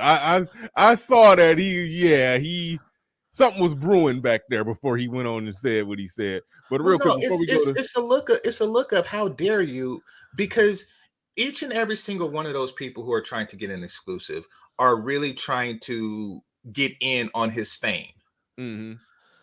So yeah, it is a distasteful thing. Like if I was in this position, I would spend, not a moment thinking about it, but when I see the person, I'll be like, the audacity of you trying to cash in on my fame when you mocked it. Yeah. This is how bad the relationship is. The relationship so bad is she can't pick up the phone and call him to get an interview. There's guys I played basketball with in high school or like at summer camps that if I was running a basketball camp during the summer, I could pick up the phone and call them and they would show up. And I haven't talked to them in 10, 15 years just because we were cool back then. That shows you how bad the relationship is. Exactly. I mean, that's why you remain, like, she didn't have to blow him, but remain reasonably cool with somebody. And if you aren't cool with somebody, don't call them out the blue like you was cool with them all this time. Yeah. No, agreed on that. But go ahead, Christian. Hold on real quick. Let me shout out the super chats before I get going. Ripside came back in here with another These last $2, I'm not gonna lose.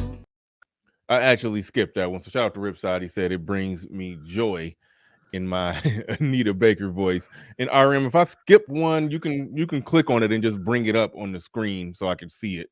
So you can bring them up periodically when you, just as you bringing up anything else, just bring them up at any time if I missed it. But and shout out to Tone Chambers for the $2 super chat. These last $2, I'm not gonna lose.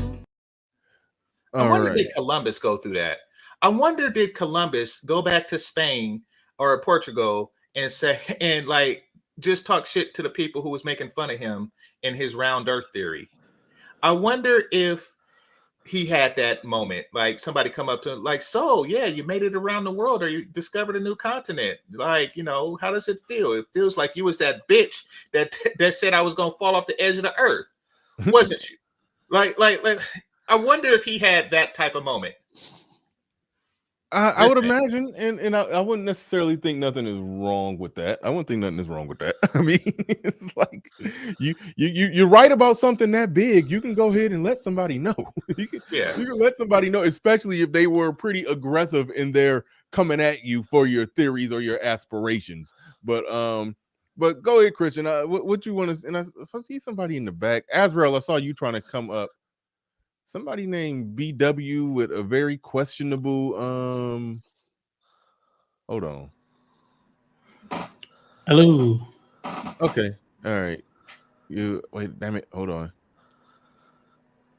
Okay, so you at least sounded like a normal person. I don't know what's going on. I don't know what's going on with that thumbnail, man. I don't know what's going on with that thumbnail plus the name BW. The lashes are getting longer and longer. Oh, those are lashes. I thought something black was coming out of the eyes. Oh, okay. I didn't know.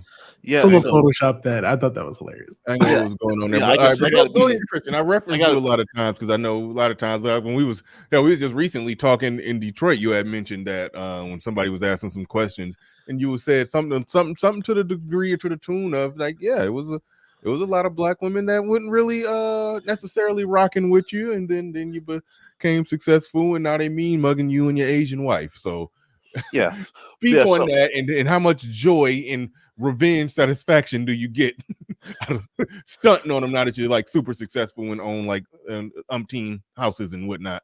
But go no. ahead. So in general, uh, it doesn't matter what it's about.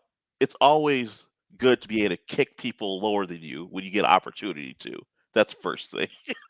Mhm. There's, I'm a little bit of a sadist in that regard. So, like for instance, like during the pandemic, when people were locked down and everything, like I had a tenant who was bothering me because their dryer was down and they were having like a meltdown because they couldn't dry their clothes. And I was like, me and my wife did have a dryer for like 4 years when we first got married. And he was like, I can't mentally handle this, and I'm stressed out.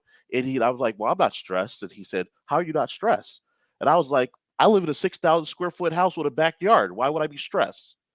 And he got upset with me, but it felt good saying that to him because this wasn't like a guy who's like not doing well for himself either. I'm just doing better than him. He's like an attorney and he makes like probably like $100,000 a year. And I was just like, I'm not stressed. You need to get over it.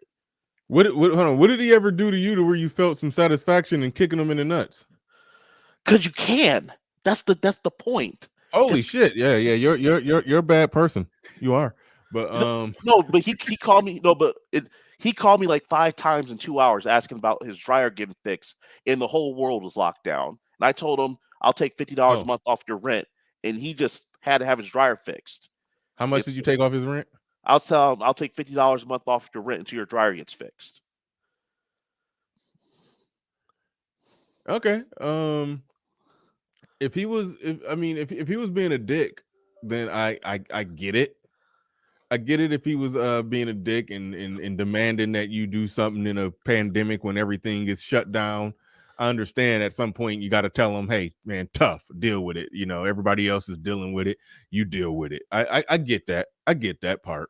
But just the in general part about kicking somebody because you're doing better than them, No, I don't get that in general. But if there was somebody who looked down on you previously, and now you're doing good, or in the case with men and women, she done got older and fatter and got a couple kids by a couple men, and now she's looking at you like you're supposed to be her savior. I do think there's some guys who do like a certain amount of, there's a certain amount of revenge satisfaction in telling her no and seeing her in a state where she needs you.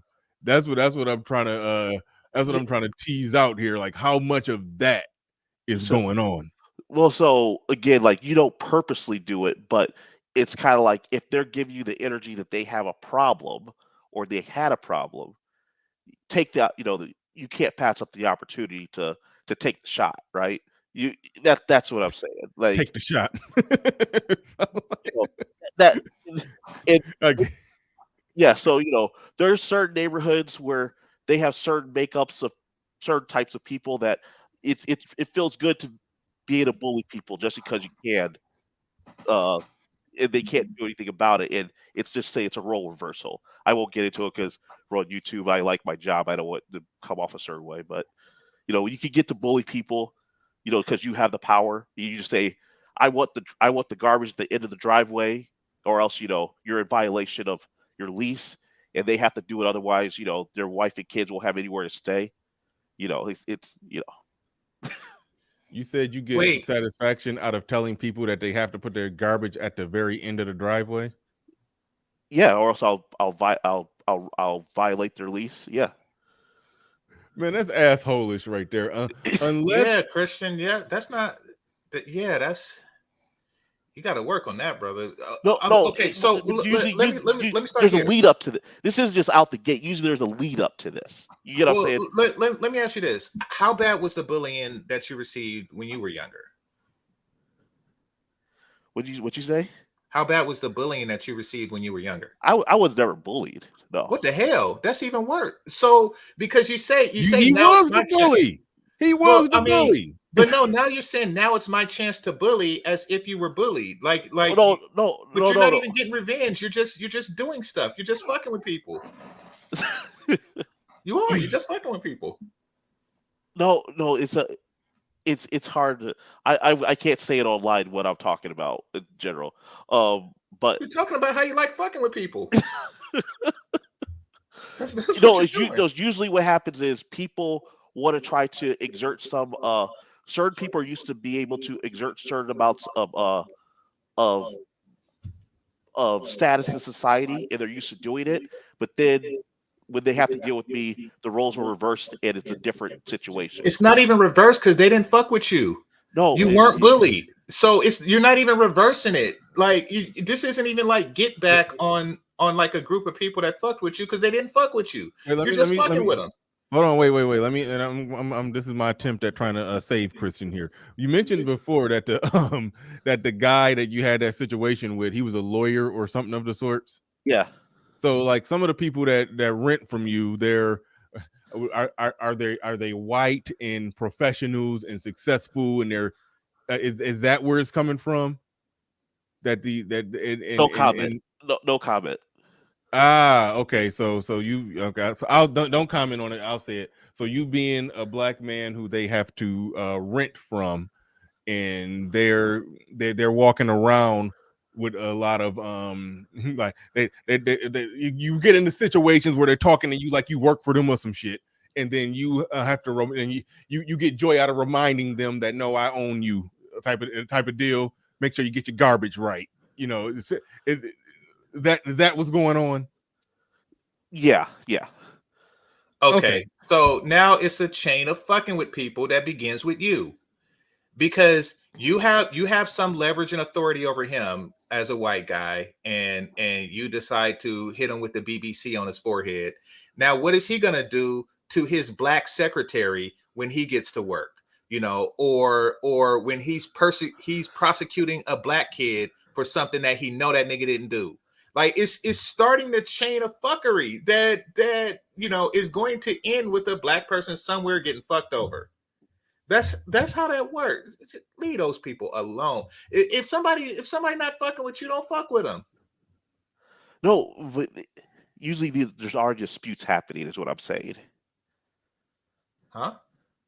You saying are you saying there usually is something happening? Yeah, there's already a dispute. Like I just didn't come out the gate doing it because that's bad business. Usually there's already a dispute already brewing, and you know you have to resort to those sort of tactics. Yeah, it sounds like you kicked down the door with that shit and started it. But but all right, we're gonna move it along. We're going to the guy with the weird eyelashes that I mean, look, I'm no fan of it. Okay, never mind. Just go ahead and just go ahead and speak. But first, I'll say this, Bernard. What up, though? Now, I lived on the east side for a while, but I was gonna say was, you know, I think when I was in grad school, it was a similar thing. You know, professors, people like that. I mean, excuse me, when I was undergrad, professors were like, "Oh, you ain't gonna make it to grad school. You ain't got it. You ain't got this. You don't have that. You don't come from this certain background." So I think when I came back for homecoming. And you know, wait a minute. I'm a college grad. Are you serious? You have professors come out and say that to your face? We wouldn't write a letter of recommendation, even though I was the highest grade point average in the class. You're not prepared. All right. You're not like these other students. I went to a very small white college in the Midwest, and they had a 98% grad school acceptance rate in my particular field, and I had some white sympathizers that weren't colonial in nature, and so they would, and those were the people who wrote my letters of recommendation. But my direct professors, who I spent most of the time with, no sir. Although I got an A in their class, no sir.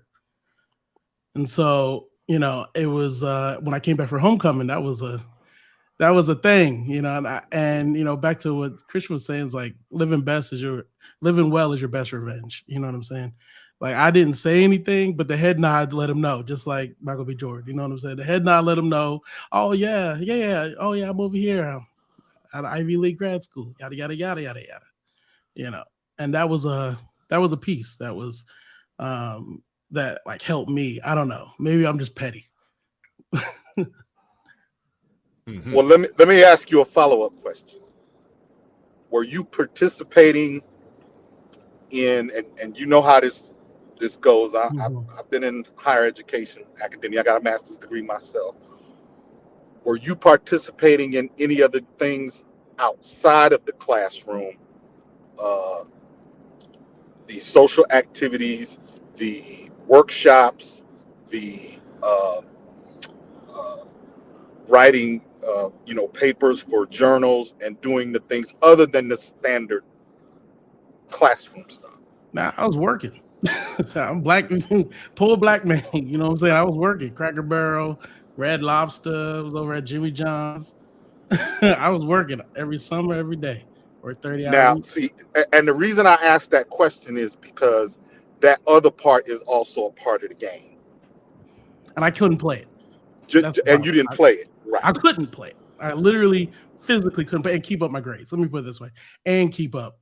I had to get an A, right? It didn't matter if I got a B, but I was socially active and all that kind of stuff. You know what I'm saying?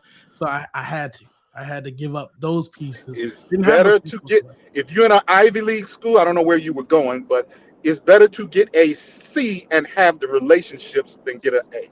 I was saying when I was an undergrad at a small white Midwestern school trying to get into grad school. So when I was trying to get in grad school as an undergrad, this was the difficulty in getting letters of recommendation.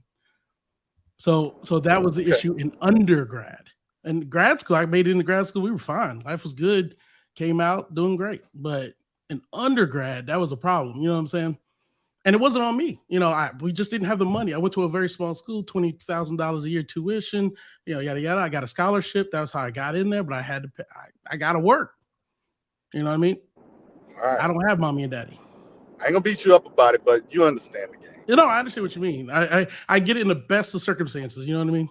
But I didn't have that. I ain't had none of that. I was on my own in a place I ain't know. But I just wanted to say, like, you know, you have opportunities in your life to kind of stun on people, but I'm glad I didn't say anything because you're right. It would have been petty. I agree with Bernard on that one. It would have kind of been petty. I ain't gonna lie. Yeah. And I just want to be clear. I don't think what Michael B. Jordan did was petty. Sort of like what Game Changer said. It was handled with the right amount of taste as well as the right, perfect, subtle amount of gotcha, bitch. It was the perfect balance of the two. Mm-hmm. But so yeah, I had no problem with what he did.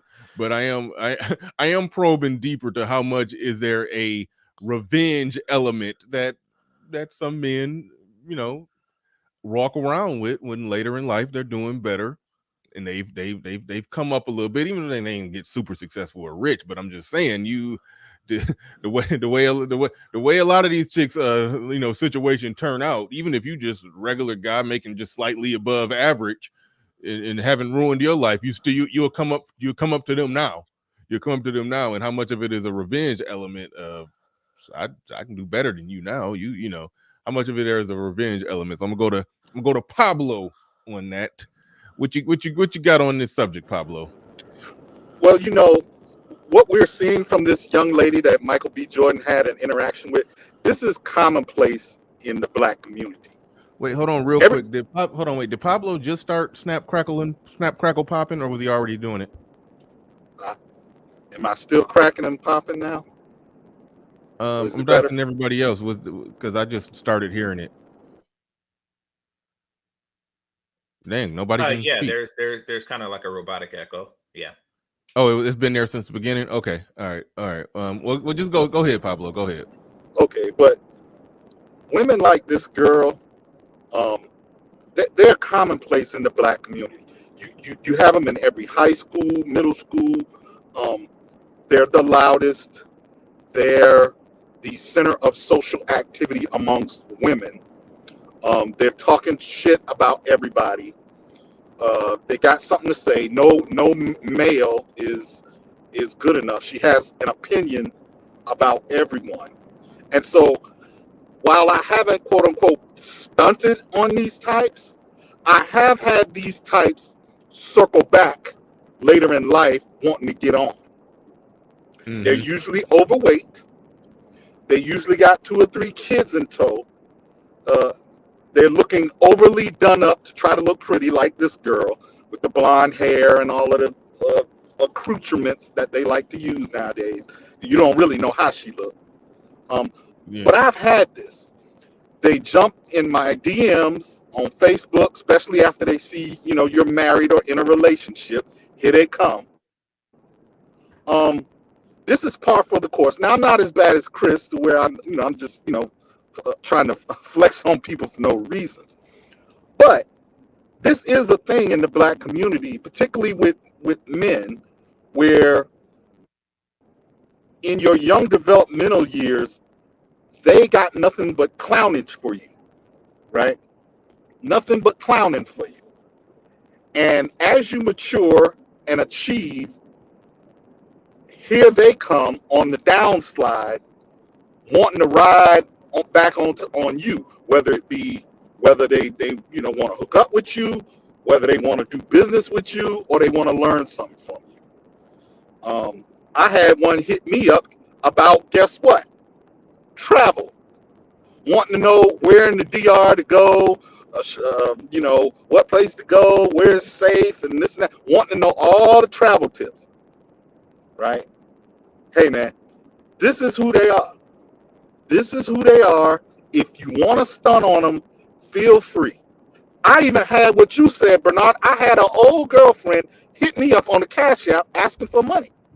Yeah, this wasn't even a girlfriend. This was just, and me and this person never, like, we went back to high school, and we go back to high school. It was a time where we met sometime after high school and kind of kicked it a little bit, but nothing ever happened. Nothing ever happened, and then it just kind of fell off or whatever. Yeah. So apparently she down bad. She sent some Cash App request. Yeah. Apparently that's the thing. They get down bad and they hit up the old dudes. They hit up, the somebody that they think is doing well or better than them. They hit you with it. This is par for the course. Yeah. One thing that's funny about Michael B. Jordan and this chick, that when you look at them, and they went to high school together, they don't even look like they was there at the same time. Like, why she look like 10 years older than him? I was looking at that one like, man, it's like, you could see the difference in how good one person is doing versus what the other one is doing. Like that part right there. Yeah, because he's a millionaire. He's a millionaire actor with eating all organic foods from Whole Foods and with a personal trainer, and she eating at KFC and Popeyes. It's just what it is.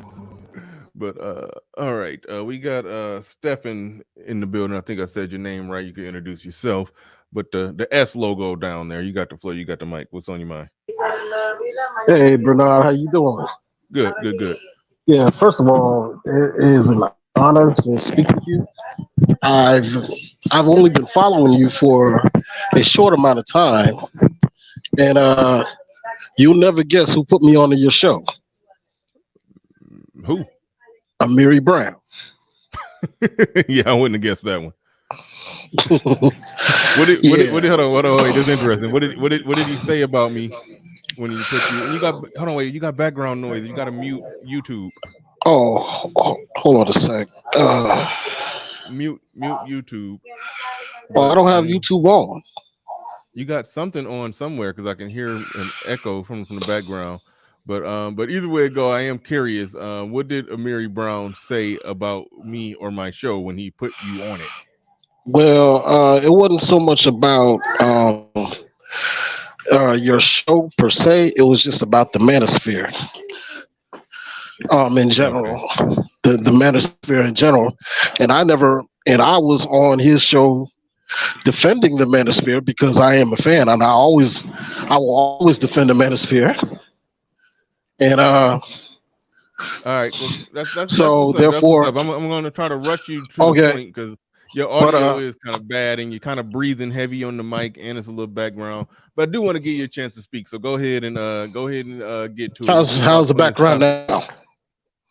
I guess it's a little better. But just okay. Sorry about that. Anyhow, But I wanted to speak to the video that you played in the beginning. Okay. Yeah, I think to a certain degree, um, I think that a lot of men, want revenge because our, like Kevin Samuel said, our value comes with time, and later on, it's not going to be fun when the rabbit got the gun. Yeah. So when we gain our value somewhere in our late 30s, early 40s, somewhere around there, and the ladies they've already had children and stuff like that, and they put on the weight and stuff like that, and later on they'd kill for a basic man because they've been chasing the same bad boys and whatnot, and it's not been working out for them. They've been chasing the entertainer, creative types, and all the athletes and whatnot, and the dudes that made money. They've been man sharing, and that's what a lot of our sisters have been doing. They've been man sharing, So, excuse me. Yeah, and a lot of they can't take the idea that a lot of the brothers nowadays they have the power now to say no, Well, to be and they've fair, got the most options now. well, okay, so they're not even that smart, brother, because what you're describing is what other groups of women do, and that is chase the athletes and entertainers and stuff like that, chase the men with potential. They don't even do that because apparently Michael B. Jordan was the one with potential and she didn't chase him. No, they don't even chase the guys that smarter women would chase, you know. Like I could see if this was okay. So you're talking about a situation where there's the a group of like exceptional athletes or academics that the women are chasing, and that they're leaving the regular C students, unathletic C students behind. They're not even that smart. They're shaming the exceptional ones as well because they're stupid like that. And that's what happened with Michael B. Jordan. Like he obviously was exceptional. He was a child actor in Newark of all places. Like he didn't even like live in Hollywood. So yeah, they're just stupid. Like I said Yeah, and I before, think it's that along with the idea that women are well, females in general are so entitled that they feel like they can just bypass all of their peers and just wait at the finish line. the problem is they're at the wrong finish line. The problem is that you don't know how to pick a talent. You're not a good talent scout. You're with the Washington Wizards. You got to pick. You got to be a better talent scout. These Golden State Warrior talent scout. Not. It's the More like problem. You don't Cleveland know what Browns potential right looks now. like. That's the problem. You don't know what potential. They don't know what potential looks like. So that's the problem. The academics in here can say that part too. Not like when we're dropping panties for a nigga who got the best. Excuse me, for a brother who got the best. Uh, best best grades and was the valedictorian. Most of them didn't even know who's the valedictorian. You ask them who's the high school quarterback, they know who that is. You ask them who their highest black male GPA person is, they don't know who that is. That's not what they're looking for. They waiting at the finish line, like my boy said. You're right about that. All right, all right. Dirty folks in the building. What's Well, going on? What you got, dirty folks? Um, bro, I don't know why I never agree with the guys.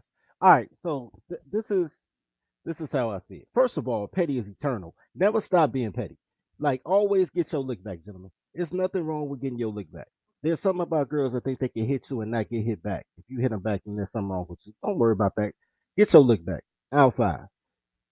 There's a And it's not that they're not great talent scouts, because I tell y'all all the time, I pick the best men out of my friend zone list. They know great men, they just won't date them. They know them. You know what I'm saying? There's there's a control issue there. It's like girls that say they sapiosexual, and then they find a dude, and she be like, 2 plus 2 is 22. He be like, nah, baby, it's 4. Nah, it's 2 so it's 22. And now she hates the sapiosexual. They really just want to do with a parole officer so they can beat you up and call somebody to get you arrested. So don't there's a lot of things that y'all say that apply to women that don't apply to black women because black women don't operate as women. But as far as the Michael B. Jordan thing goes, I don't think that I don't even think he was being petty. I think he was self-aware. Like, yo, you took my taffy apples in third grade. I didn't forget that, and now you telling people that we friends. But nah, you tried to take my taffy apples. We ain't never been cool. And he was just stating that so she didn't get out her body like, yo, this my man's in them, because you not my man's in them. And I doubt if she'll ever do another red carpet with him on it. Because I'll give you a perfect I'll tell you a perfect story. When I was young, I had an older sister that was mad at me for being born, right? So, because I messed up her fun, I guess she wanted to get pregnant at 11 years old. I don't know what her life was like, but I know she used to have to babysit me, and everywhere she goes, she had to take me, and she hated that. But she Wait, didn't. wait. What I missed something. Back up to the what about her wanting to get pregnant at 11 years old? I'm just trying to figure out. I don't know. All I know is she wanted to have a boyfriend, and our parents made her take me everywhere. So she was mad at me for being her cock block. I don't Oh, know okay. her I life. got it. Why But you I ain't saying you want to be don't know there what either. happened to her? This your sister, right? Yeah, I mean, I don't know what happened to her for her to decide that I was the reason she couldn't have fun, Oh, and okay. But it wasn't that our parents were boomers, so we just had keys around our neck because they didn't want to be parents. So it's my fault that I was born. That's what I'm saying. Like I messed up her fun. But my sister used to beat me up when she had to watch me. She's like 10 years older than me, so I'm like 4. She 14. She getting me pretty good, right? But every time the door would open, I would hear the soloplex, then run in my room and lock the door because I got to get my lick back. You've been harassing me for 2 hours. I got to get my lick back. When we got older, she used to say slick stuff, and I can't say yo mama. We got the same mama, so I'll wait until an appropriate time. I don't care if it takes 2 days, 2 months, 2 years. I'm gonna insult you back at the same veracity you insulted me in 2017. If I gotta wait till 2023 because I gotta get my lick back. I mean, there's songs about it back then. You didn't want me. Now I'm hot. You all on me.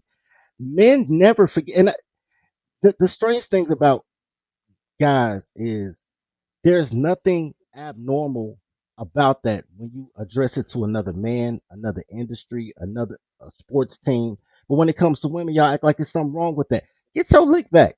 Keep your petty. Your petty. You know what I'm saying? Well, okay. Well, for starters, you came in, you said you disagree, and No, then I'm listening to you, and I didn't hear a single disagreement. no, I don't. It's like you do that every time. You do that No, damn no, near no, no, every no, time. no. I'm saying I disagree with the women don't know how to vet. Black women really don't like men. That's the disagreement. It's like guys think that you can do something. That's no. That's a widely held position by pretty much everybody that the black women have a very high level or low, bare minimum low level but probably high level of contempt for black men. That's yeah. I don't be hearing a disagreement. It's like you say you disagree, but then you say a bunch of stuff everybody agree with. I mean to be petty on that. I'm gonna go back to saying y'all. You better leave me alone. Well, you slipped in a y'all this time. Yeah, I'm like, no, like, yeah, I don't. No, I think everybody is on the same page with that. There is a level of there is a point where this person ain't even the person that did nothing wrong to you, but you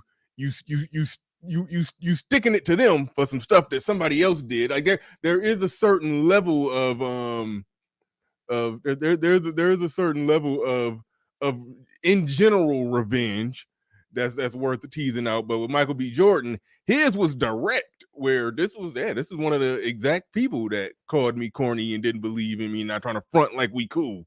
Like yeah, we was in biology together, and like he's like, nah, you ain't fuck with me. Like I think Bernard, I think we're missing a point here.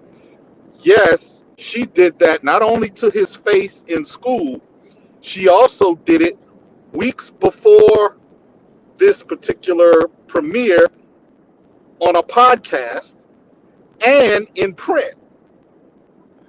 Oh, no, that was So something new. I didn't know that was. I thought they pulled up an old clip. That no, was weeks no, before. they pulled up.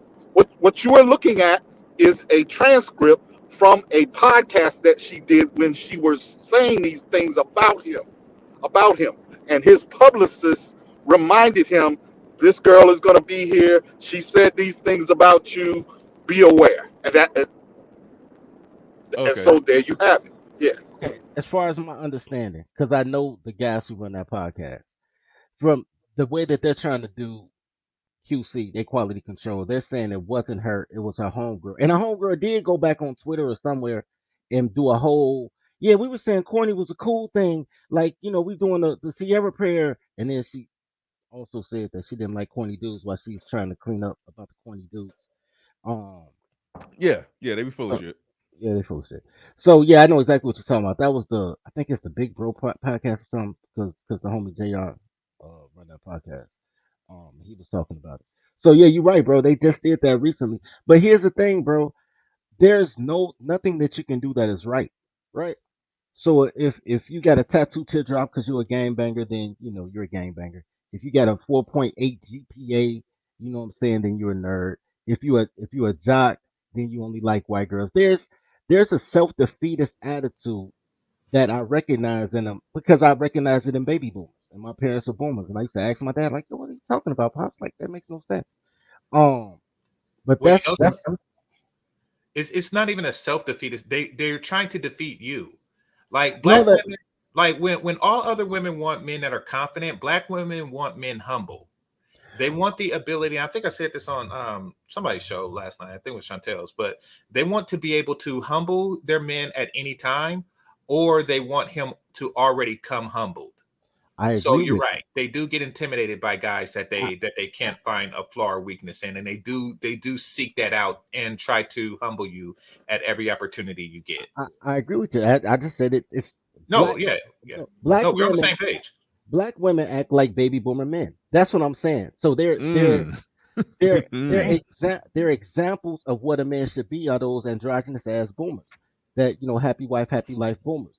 I've noticed this for 20 years, and I've actually had like real altercations in real life for 20 years because baby boomer men hate men. I don't know if they hate being men because they was androgynous at some point, but they hate Baby men. boomer men are humbled. See, that is the end result of being humbled. When you are a humble man and you feel like you're less than, then you are just so grateful for being in the presence of somebody who's pitying you because you're lame, or you are, you are a thug, you're an ex-con or something. You are just so happy to be with somebody, because you have been made to feel undeserving, that you do come with that happy wife, happy life, goddess complex that you see in the boomers.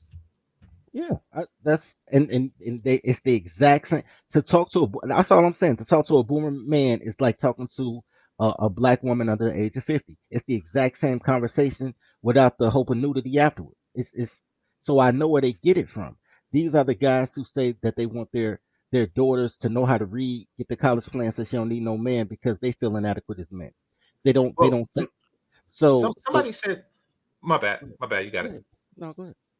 Somebody said something. Southpaw said, so black women date humbled thugs. No, they don't date humbled thugs. What they do is they date a thug. The ones who date thugs so that they can humble them later based on their thuggishness.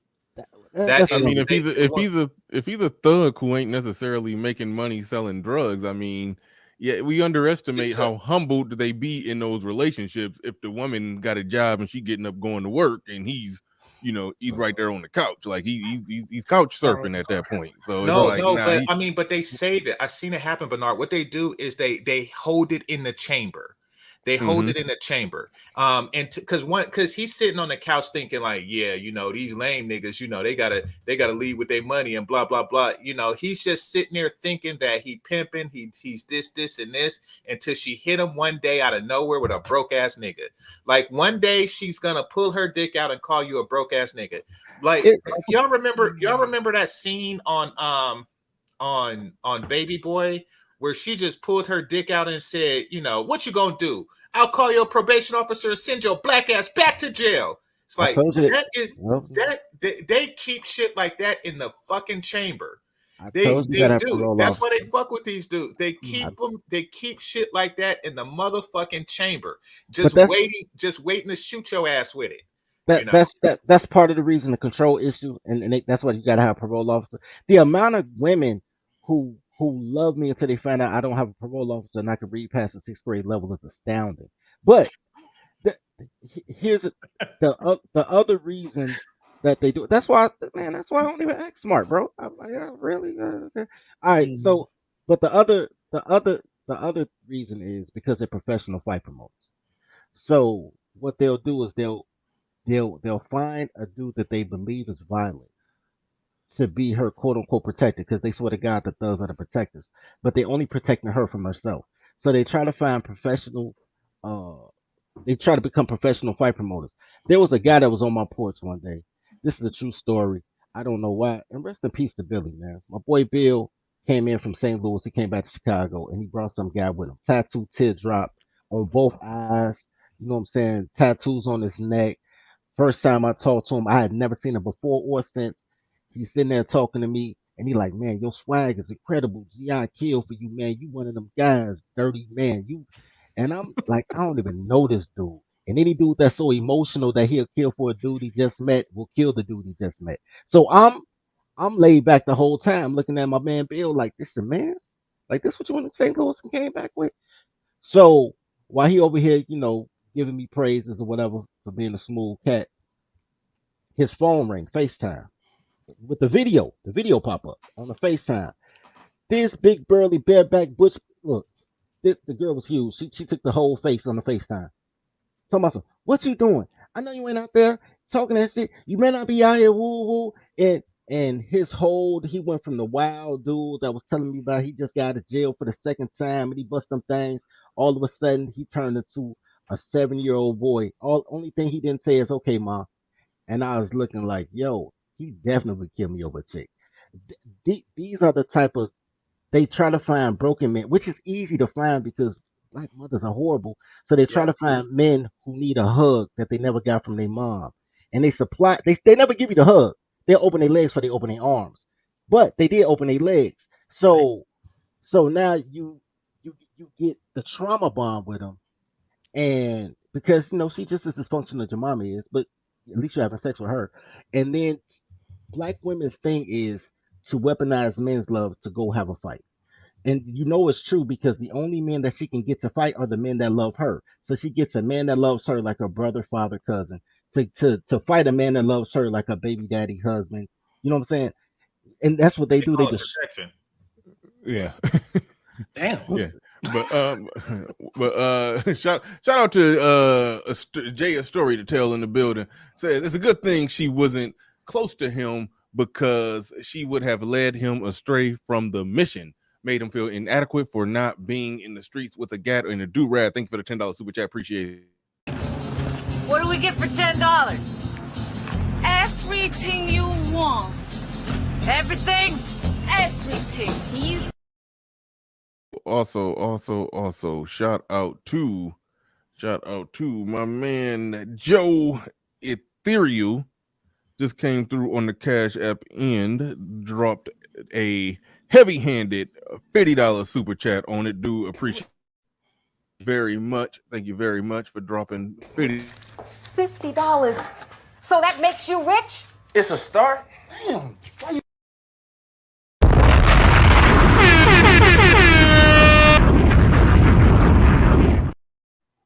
Appreciate everybody who support the stream, especially those who come through hard and heavy-handed on the Cash App or Super Chat. Do appreciate y'all. Appreciate it. Can I say this on a humble thing? Real quick, because I do got to get to Royce and Edward Anderson, who just came up. Yeah, no, it's real quick. When they don't have something direct like a probation officer or something like that to humble you on, or a whole lame thing, or the lame thing don't work anymore, what they do is they go for conquered, descendant of slaves. That's why you have people like Cynthia G. Like, y'all conquered. That's her trying to humble the plurality of black men. They generally want the black men to be humbled. And when they run out of other tactics, because remember, she started off with this whole, pro blackity, black, blackity, black. And then we went from that to, gods, kangs and stuff. We went from that to, oh, you dusty beta male coons. Yeah, that is because, once her vagina started depreciating in value severely, and she realized that stuff like that doesn't work anymore. She went to humbling black men, or attempting to do so. Nobody cares. I don't give a fuck what my ancestors were. Yeah. I'm very happy to say that people like her are no longer. I don't get her video recommendations no more. I mean, like before, Yeah, me YouTube either. used to think I wanted to see her shit, and so he used to send me the thumbnails. But now I don't even get recommendations. Like that's what that's a nice place to be when YouTube don't even send you that shit no more. But Save a Life in the building with a $5 super chat. I do not know what you're referring to, but he says true facts. 90% of the USA have oral herpes. If you ever had a cold sore or blister, then that's it. Thank you for the $5 super. I have no goddamn idea why that was relevant to the conversation, but duly noted that okay. All right. I think he has herpes. Shout out to him, man. You must, half black women have it, so that means that's one of those staggering stats that just blow my mind. That half? It's like that. It's like we be quoting a lot of crazy stats, but that's the one where I'm like, nah, that can't be right. Actually, I think that's a low figure because you don't always have an outbreak. So I think it's some girls. Yeah. I That's doubt crazy. that it's half. I doubt that it's half also, but then again, you got to think that there are just a lot of black women that we don't see because they're hookers and stuff, and they probably have it. Man, you tend to have a circle, like if you shop at Whole Foods and stuff like that, you're not going to see them there. But I'm pretty sure that there are a lot of crack whores that we never see in the dredges of society walking around with herpes. Bro, wait a minute. No, bro. Hold on, wait. Time out. Before we get far upfield on the herpes talk, I do want to go to Ed on the main subject. Or Sherry had something to say before we start talking about herpes, so I don't even want to get sidetracked on that. I do see what Christian said in the back that there's type 1 and type 2.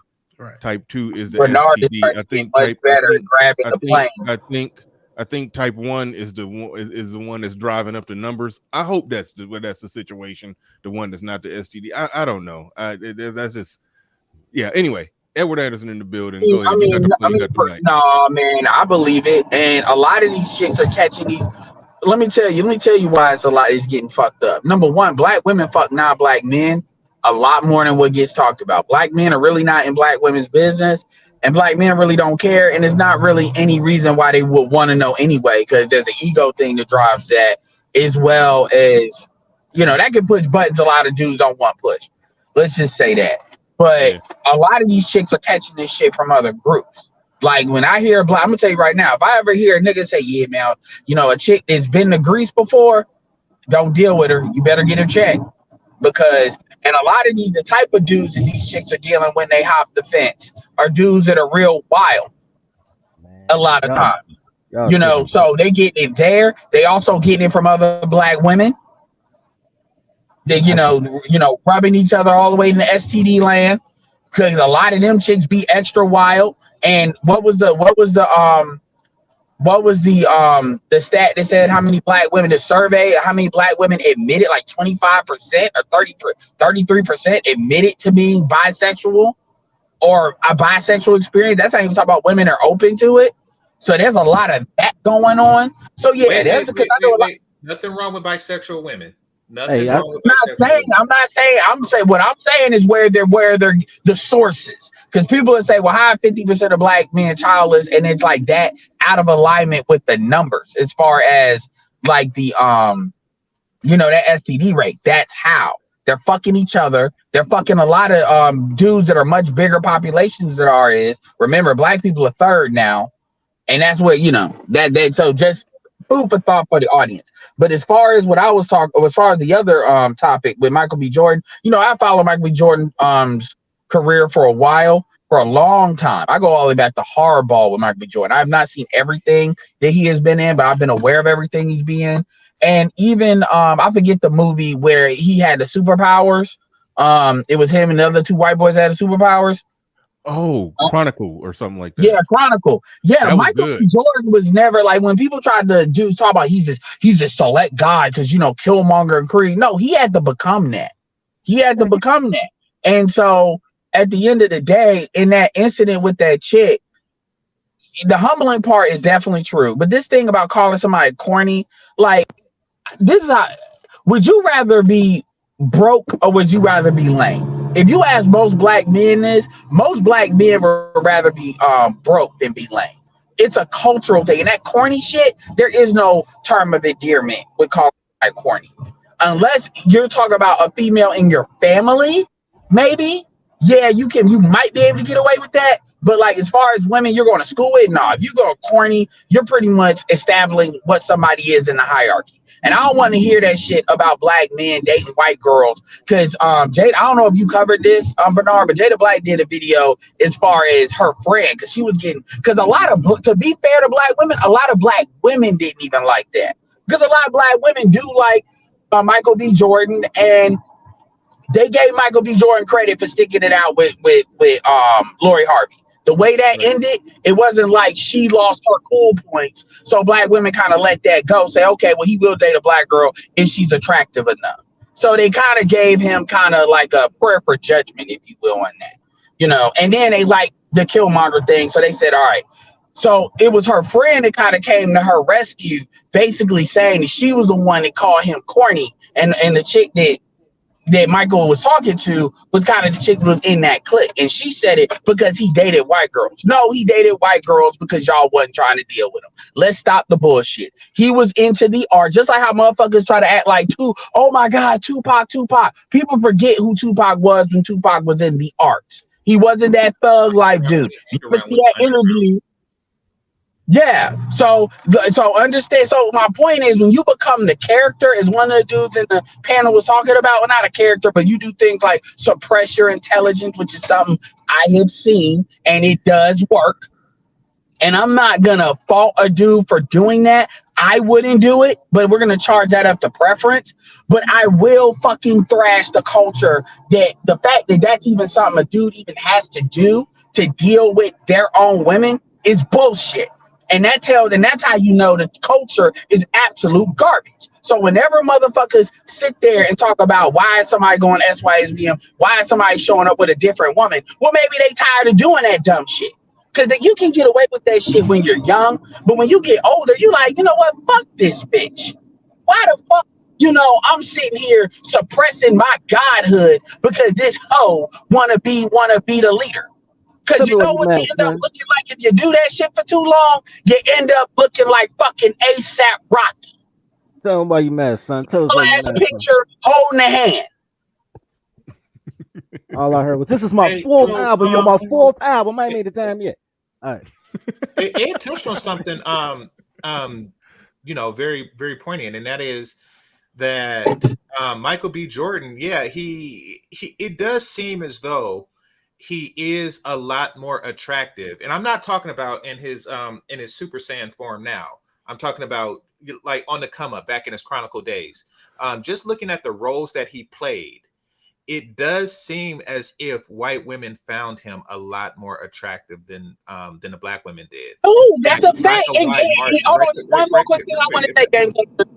Imprint, like, even though, and I got to talk to Rom about this, but imprinting works the other way too. I'm gonna ask y'all an open question to all of. And he drove off a bridge or about what I'm about to say. Okay. Do you think that dudes gravitate more towards the group of women that gave him pussy first? Wait, what? Generally. So if like you're a black dude, and you're a fucking white woman in high school, and I'm talking about good looking ones, not just ugly ones. Do you think you might have look? You still like other races of women, but you might give that white chick a little bit more extra because you know it's more likely you're gonna get it.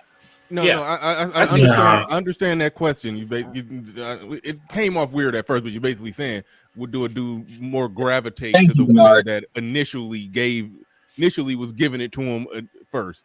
I say yes, simply because I mean, think about it. We're the approachers, and our job in approaching is to get accepted, not rejected. Now, if you have a proven history of acceptance by this particular group, and you already know how to approach this particular group, then you're going to go with what you know.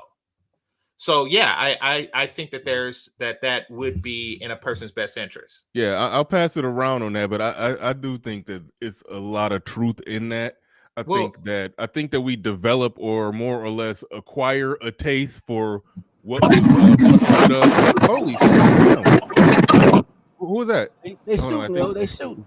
Yeah, I think that was mute up for a second, Ed. I think that was at least I think that was it. No, but I think we do acquire a taste for what was actually initially messing with us, and I think Game Changer explained it perfectly that that's what you've had success with, that's what you've gotten used to, and I think something triggers in your brain. Like for example, like if dark-skinned black women was what was messing with you, I think when you see one that looked good, I think something trigger off in your brain and your dick that makes you that your hardwiring is saying that's a viable opportunity. Go do exactly. it. Yeah, because what doesn't get talked about is when you see guys like in the 80s, like guys like Mike Coulter, because I will never forget when Wendy Williams outed Mike Coulter for having a white girlfriend, a white wife, and I'm like, Alfre Woodard is right there, more of a decorated actor than Mike Coulter is, and she was one of the co-stars.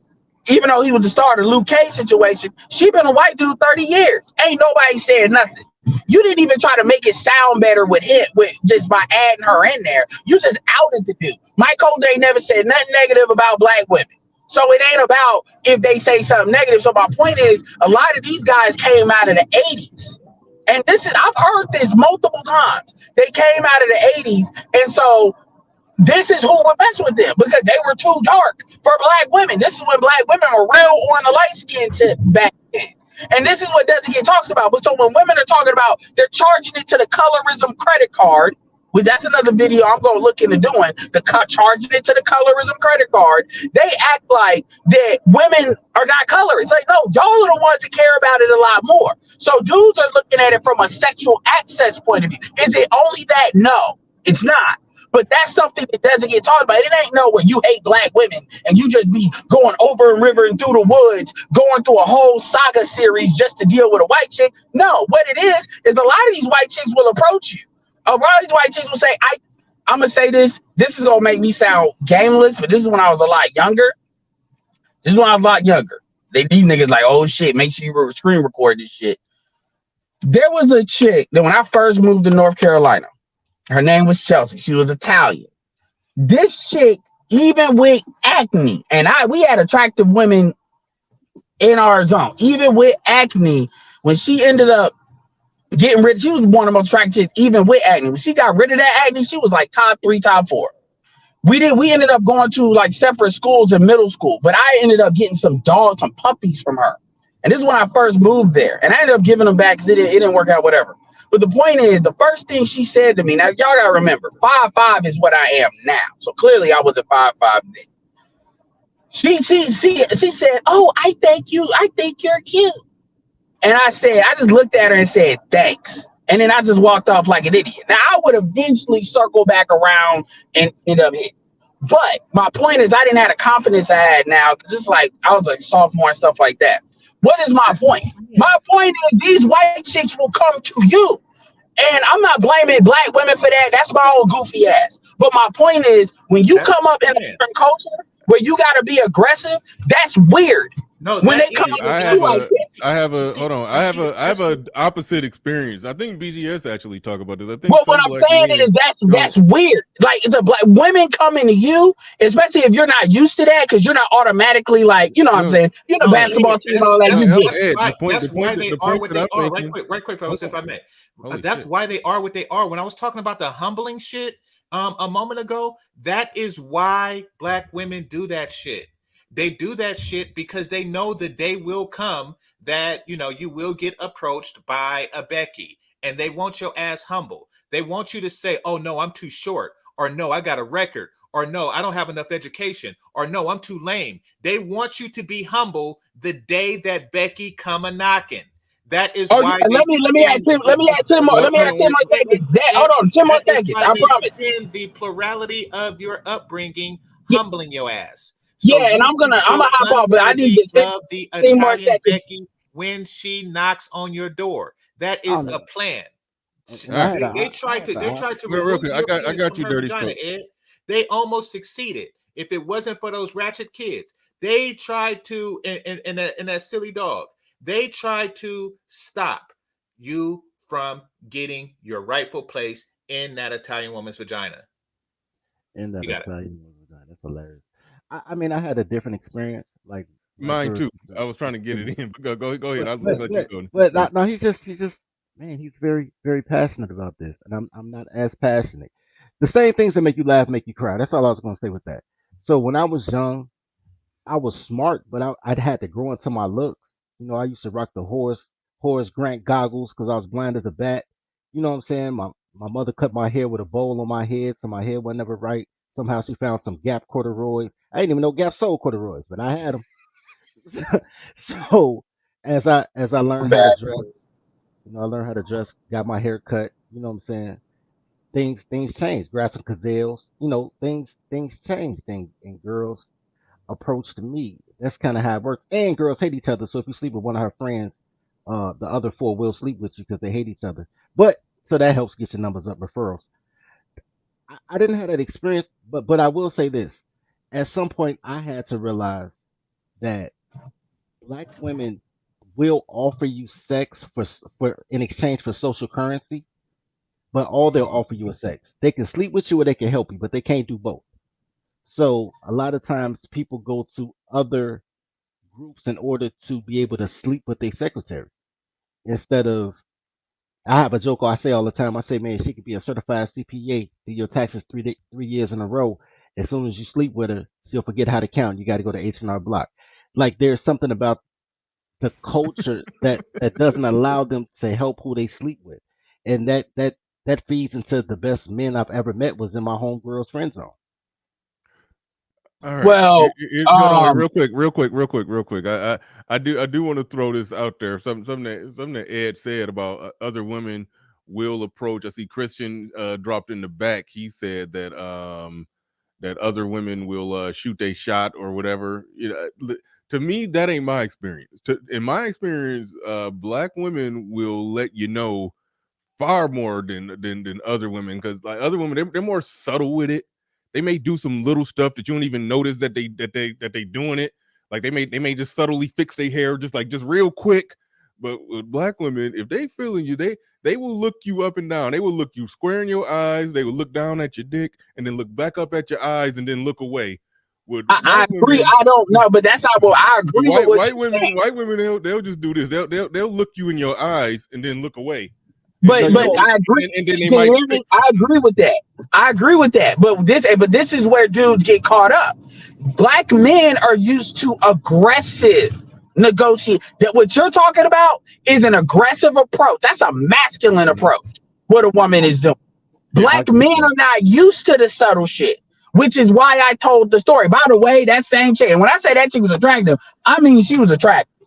And so she's married to like 6'5" dude. That dude making money, and they've been married ever since. Black dude. They like when she was like sophomore, a little bit at it, high school sweetheart type shit. So niggas was swiping her up. But my point is, dudes are more like, it's weird when a non-black woman is being that aggressive. You're used to black women doing that. And so you don't catch the choosing signals other groups of women might do. Remember, I'm 36. Everything wasn't as mixed up with we was really one of the first groups where we were in a mixed school and all of that. Everything was mixed up. Like, see, now with these Z's, that's normal for them because they dealing with who deal with them and they don't give a fuck about it. Millennials are like the last generation that's on that kind of pro-black, we need to make it work if we got to try a little bit harder type shit. And so now, and as far as what the other dude is saying, I'm gonna say something, get off about how it's something in the culture. Yeah, it is the culture. Black people need to talk about culture more. Like the piece was kind of talking about this, but not hitting the mark. But my thing is, when they can't control themselves, no, what it is, let me tell you what it is. And this is where the men have fucked up. The biggest thing the men have failed to do is create an absolutely hostile dating environment.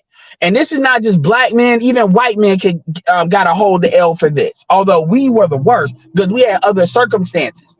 We have sitting here and basically allow women to make the rules, be referees, and call whicher fouls on the play, and then modify the rules at their own leisure. This is why when dudes want to travel, they lose their goddamn minds because they understand the greatest power a man has is the power of his choice. Game Changer, to his credit, has talked about this before about how women do everything they can to create this environment where the only choice ends up being them, no matter what they present to you. And so if men start to do shit on their own, this is where the lame shit comes from. The you're broke, you're corny, you're goofy. Look at what you're doing. This that's why HBM used to catch this hit too. And they ain't taught nothing about traveling. Here's where the problem becomes. You'll have men that will actually take that shit and say, I'm not lame because the hoes chose me. I'm not lame because this and that. Now, these niggas won't tell you what hoes chose them, that these hoes look like Lizzo or anything like that. They'll just say, I got women. They look for validation. So my point is the men, there's no real issue when the men are going somewhere different or going to a different direction, whether they're dating interracially, interculturally, in or out the United States. Men should support that because the more we enforce our choice, the more they got to deal with it, or they can be by themselves. If they want to just be with other women and live the Amazon lifestyle, they can do that. If they want to go ahead and get a white dude because that's what they act like they can do, I tell them the Black Manosphere, we should promote Black women dating now. You know, don't even tell them because this is going to happen. So we got to start enforcing what we want by choosing what we want and supporting other brothers that do that. We got to stop trying to regulate other dudes and say you not a man because you didn't play the game the way the game needed to be played. Niggas talking about you cheating the game, you cheating the game. I'm like, what fucking game? I didn't write the rules for this game. You can't show me another nigga that wrote the rules for this game. The rules for that game was written by that bitch, and y'all just playing the game. Like the fucking hoop is supposed to be 10 foot. Y'all allowing these bitches to make it 20 feet. And y'all just not questioning the shit. That's where we fucked up. Hey, anyway. You're very, very I'm passionate. good. I respect that. Here's okay. First of all, I've never really listened to girls with clothes on. And in the year and a half I did, I went crazy. Like, yo, Poppy set me up, talking about getting married. I'm like, what? Which is why I said the same thing to make you laugh, make you cry. Because I was doing great numbers not listening to girls. And then as soon as I listened to them, I'm like, yo, that's what y'all was going through with single moms and dating black girls. Like, I couldn't understand. I had a breakdown. So I kind of get where you're coming from. I don't listen to girls with clothes on, and I don't listen to guys who measure their manhood based on women. Because I know he'll kill me over a girl, because all girls know how to do is fight promote. So, but I was always a man's man. I was always playing sports, rapping in ciphers, you know what I'm saying, going bowling. The girls came with the grind, getting money. The girls came with the grind. You know what I'm saying? My competitors were my friends. It was a friendly competition. You know what I'm saying? We all pushed ourselves to be better, and the girls noticed, and they just hollered at us. But we wasn't even thinking about the girls. You know what I'm saying? You think about girls, but you don't think about them. Like a man is a woman's 24-hour obsession, either to hate him or to try to weaponize him. Men with a purpose don't really think about women like that. Only men with nothing else to do think about women like that. So I never. I get you though.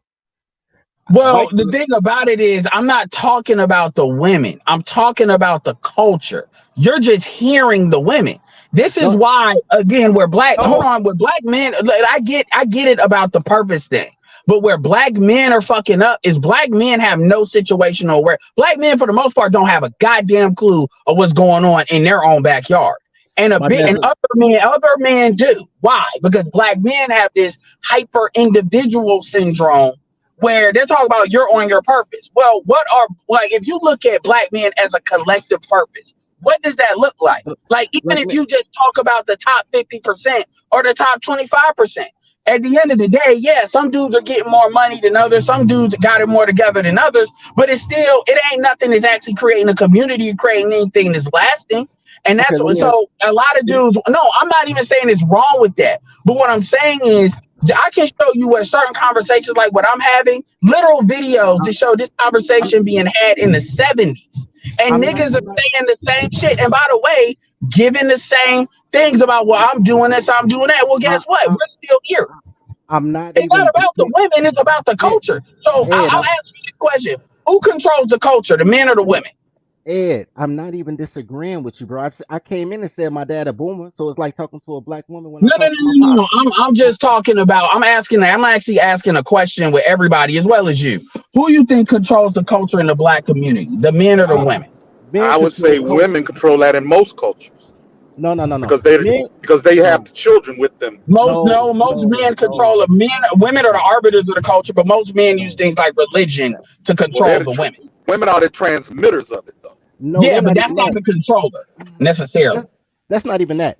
Because in normal how culture works, men control culture. Men create culture. In black communities are the culture is whatever 16-year-old girls like, and that's why it's a menstrual culture. But Yo, it's uh, crazy that you said that. Hold up. It's crazy that you said that. There's an interview with one of my friends, a fellow passport bro, with a girl. I want to say she's from Tanzania or Kenya. And you know what she said about Black American culture when he was talking to her? She said, "You guys' culture is like a teenage culture. It's like a culture full of teenagers." it is. It's a lot of fake outrage and look at me. But that came a lot from the boomers, and because I always sit on the boomers for that. But with that being said, I understand what Ed is saying. So then the next question is, can you follow a man? And that's a rhetorical question. I'm not asking in particular, because if men create culture, then men have to create the hierarchy. I just had a thought this morning about my dad and my uncle. This is a true story. Just this morning, I was going to do a show about it, but I'm still in YouTube jail till tomorrow. In which I remember I said, "Yo, I've given the men in my family more respect than they deserve because I respect the hierarchy. My dad, my uncles, my dad's little brother. I respect the hierarchy for them to tell me like, yo, you your own man. You don't have to listen to me." And I'm like, okay, so what you're telling me is you're not a leader because anybody in a hierarchy, that's who you go to. When your elders have the mentality of 16-year-old girls, and you're going to your elders like, yo, help me navigate this, because you're 20, 30 years older than me. If they your dad, they at least 20 years older than me. So anything I've done, you've done before. They just rebranded it.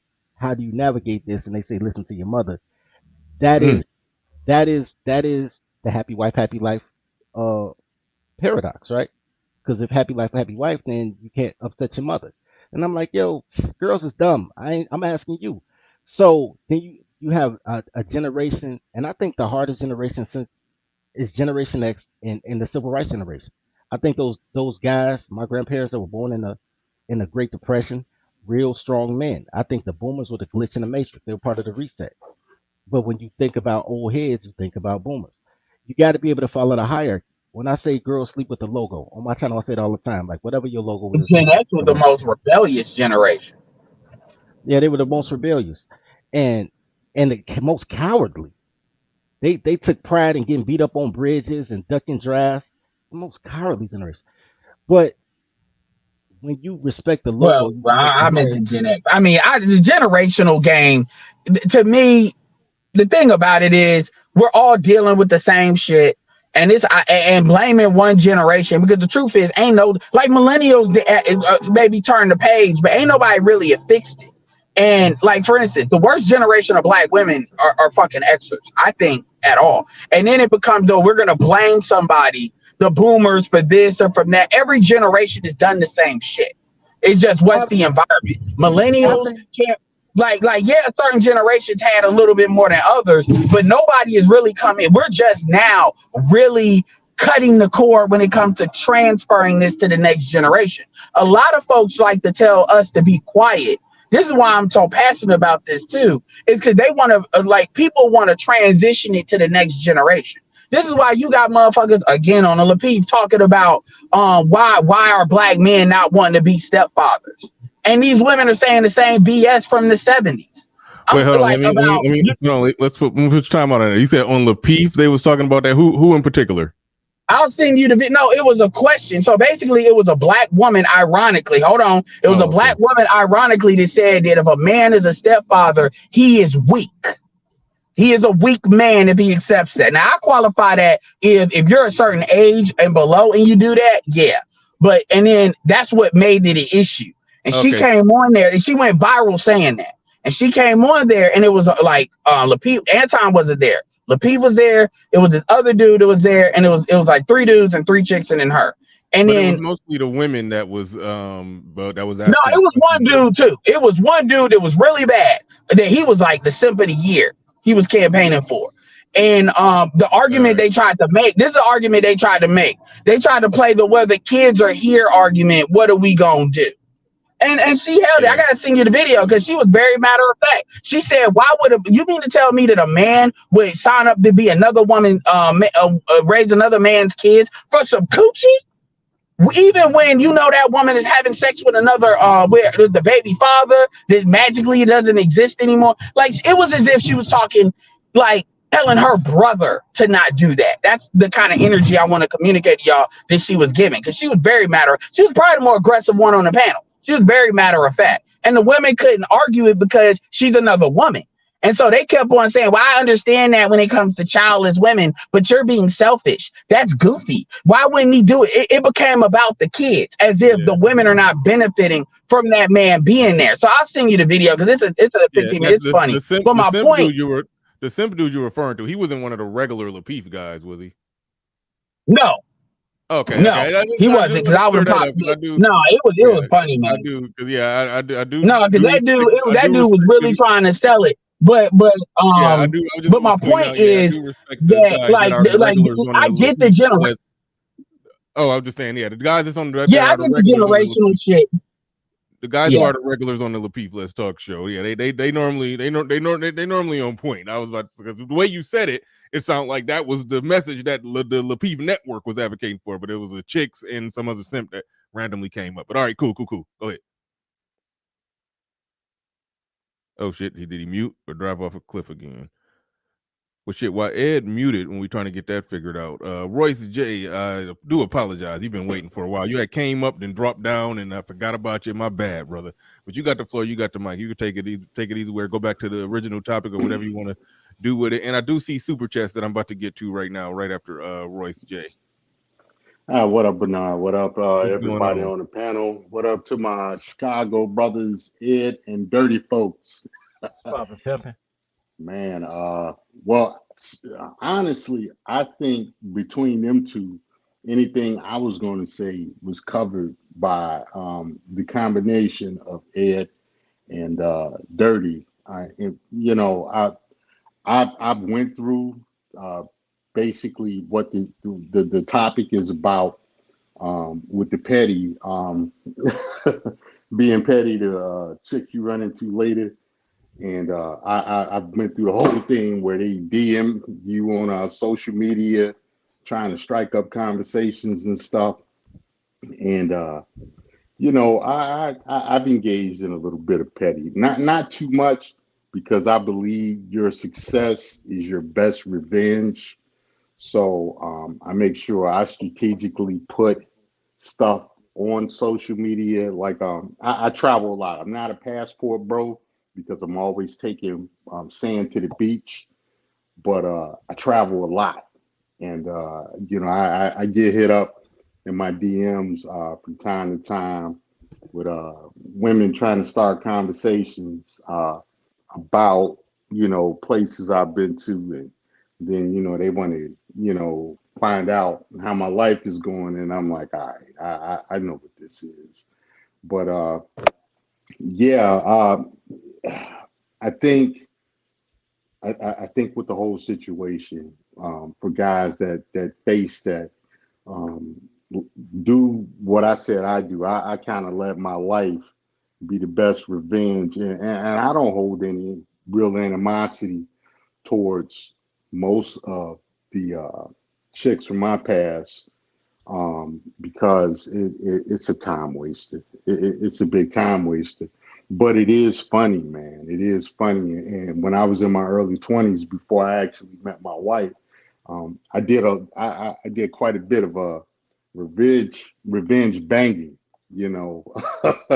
And then I got scared because it was happening so much. I'm like, man, one of these chicks gonna try to pull it on me. So then I had to pull back from that. But you know, as far as our buddy Chris, what up, Chris? And this is no diss to you, but you know, man, you be careful, especially being a property owner, and having to deal with you know, different people with that, you know, with the whole rental thing. Because I went through that back prior to 2008, and you know, the thing about it is when you're um, when you're needlessly petty to even if people deserve it, but when you're needlessly petty, you kind of set yourself up um, for later antagonism coming from these people, and they'll weaponize what you did and try to bring it up in places that could be inconvenient with you. Back during that time, I was in Chicago, and Dirty to tell you, Chicago rental laws are horrible.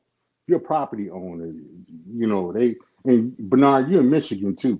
They People can hold your stuff a hostage for years, and so you kind of got to deal with them. I'm not going to say with kid gloves, but you have to be real careful. And you know, I've had things where tenants, female tenants, have you know, I went over to the property to repair something, and they would decide to take a shower and then walk out of the shower butt naked, you know, and then you know, I would leave, but then you know, doing an eviction in the court, they, you know, he came in the property unannounced, and I was taking a shower, and he saw me naked, and you know, and all that was you know, it was some get back for kicking him out. And so if they would weaponize that, just imagine, you know, you do something real slick like take off the doors because you got to repair them. You really just want to get them fools up out. You know, that stuff can Yeah. come back to haunt you. Yeah, You no know, doubt, no doubt, and no I doubt. Yeah, we was talking to Christian on that. He kind of said in the back some of the reason why he do some of the stuff he do, but some of it did some of it was just a big petty for petty sake. Did sound a bit petty yeah. for petty sake, but either way, shout out to we got Save a Life in here. I didn't ever read this one, but thank you for putting 5 on it. Do appreciate that. We weigh on this topic, and I didn't even care for this topic today, but he said herpes 1 is not the STD. Herpes 2 is herpes 1 is like a cold sore. I'm sure everyone has that. Genital herpes is HSV2. Yeah, it was a little debate over that 50% herpes rate. How much of that is the damn cold sores versus the type of herpes that you don't want. But you don't want I a cold mean, sore either, but still. But right, because even with them cold sores, you get somebody with a cold sore, and they you know they go down south. Guess what? It's still yeah, herpes on your junk. it's You all know. bad. But Ripside 2 in the building, he says exactly. Russell didn't pop out of nowhere. The culture called him corny too. Women find you corny until someone else wants you. Thank you for the $5 super chat.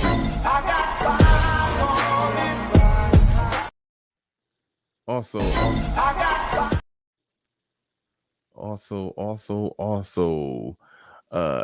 Java Joe in the building with the $10 super chat. Do appreciate that.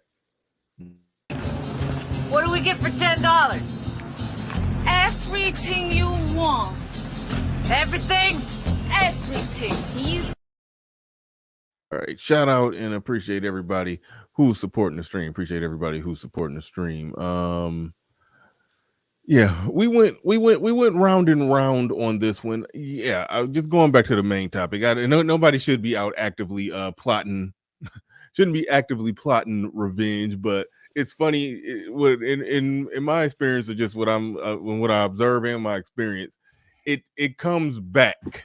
It comes back whether you're looking for it or not. It just ends up coming back sort of like the same way it did with Michael B. Jordan, where a chick who clearly didn't fuck with him in high school, they used to tease them in high school, was trying to front like they was cool.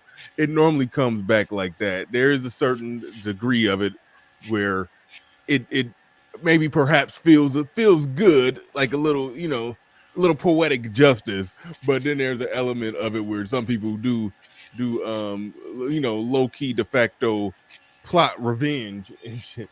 So that is a factor in the equation, but I'll pass it I want to around. make it clear. I've never plotted revenge on somebody, but I'm saying Okay. I'll take the shot if I got it. I got to mute up for a second, y'all. Hold on. He said, y'all niggas like the revenge show. How to get that bitch and not get caught. But from what I'm seeing with this lady, she's doubled down on her disrespect. That's that's the point. She's doubled down on. No, the point isn't if men are petty. The point is that men will kill for their respect, and these chicks are disrespectful. That's why they are. And truth be told, the thing about it is, even when people talk about revenge or get back, here's the thing. The problem with our the best. I'm gonna tell you something. The only way you can really get revenge on women, black women, is to excommunicate them. Don't deal with them. And that can't be an individual thing. It doesn't work individually. It works for you, but I'm talking about collectively. And so this is one of the reasons, by the way, when people talk about why do we talk about what we talk about, it's not so much as about getting revenge on the women. It's about saying, look, this is not about me just quietly leaving, so you can just continue to abuse more black men. Damn that. You're not going to get another generation to abuse. You're not going to get another generation. It's like, I call it the 360 relationship deal. You're not doing that no more. Like, that's done. And really it's more about educating the market. It's about educating the market. It's like, you ever see, let's say you get a Kia, a Kia, right? And let's say Kias were pieces of shit. And you got a Kia and that car busted on you, and they're basically known for, or let's say Ford, and they're known for being lemons. People didn't just say, well, you know what, I took the L, and if Ford, let's say Ford made you whole and gave you money to get another car, a different car, whatever, they gave you a check. At some point, people ain't gonna just want to be quiet. It's gonna be, no, man, these cars are fucking shitty. And you may not be as vocal about it, but on the low, you're gonna tell people, don't get this shit. That shit's a piece of shit. That's basically what we say when it comes to culture. And women are holders of the culture, and that's the problem, is the culture. So we're telling the generation as well as other black men, and here's the thing, because let's say niggas be like, I'm on my purpose. I'm on my purpose. I never had issue with women. Do you got kids? That's what I would say to that person. Because if you get rid of all the niggas that don't get women, you still have problems, because then the problems are child support. You can't see your kids. Ed, you don't have to have a personal issue with getting women in order to give accurate analysis or social commentary. I hear that, but I'm just I know, I do. I'm agreeing with you. With you, but that's my response to those who say that I don't have problems with women. Yeah, what I'm saying is, like, I'm not just drowning in personal problems with women either. I'm still going to give an accurate analysis on a media platform for men to hear it and listen to and move accordingly. Like that. And another thing is, this stuff, everybody always tries to make it about you having sex with another woman or sexual relations with women. This issue is in the black household. Child support, which is one of the cornerstones of why the black manosphere even existed. You can't be on child support and you ain't getting no woman at all, or ain't never. My point is, the household, when I say household, I'm talking about your own family that you grow up in. The fact that these boys can't read and write, that's not you can't give women issue. And these issues are not being brought up. And so the thing about it is, real quick, let me speak on that real quick. I will say this. There's one person who has a prominent name in this space, and I ain't trying to start nothing, but who did make it about, who to some degree did make it about sexual access, but for the majority of people in this space, the things that they were talking about wasn't about sexual access or not. Like, so that's a bullshit straw man argument that people try to. Well, people always will notice how the dating. Ed, let me finish. People try to hit the space with people are just complaining about pussy they can't get. But if you listen to what the majority of the channels are saying, whether it's BGS, whether it's Black Ram, or whoever the hell, Angry Man, whether it's Minister Jab, whether it's even smaller channels, they're not talking about not being able to get pussy. They're giving a basically a critique on the culture. Like so yeah, that's a bullshit argument that they try to paint the space. So and this goes back to the corny shit. So again, even when you look at where these guys are growing up in households, all of that, the matriarchy, the gynocracy, even with her, she was trying to basically say you're still this on the hierarchy. The issue, if somebody wanted to say, what is the core issue I have with Black culture? It is that women write the rules and men go along with it. Meaning, corny is not what men define it to be. Corny has a commentary about. Hold on, wait. It sounds like dirty folks disagreeing with that. That men, that women. Hold on, wait. He said women write the culture and men follow the rules. I'm shocked that you disagree with that one. But hold on, well, real quick, my man, Pocket Watching with JT in the building. Let me drop the bomb for Pocket Watching with JT. Do appreciate this brother. When this brother swings through here, I ain't seen him through here in a while, so I got to drop the.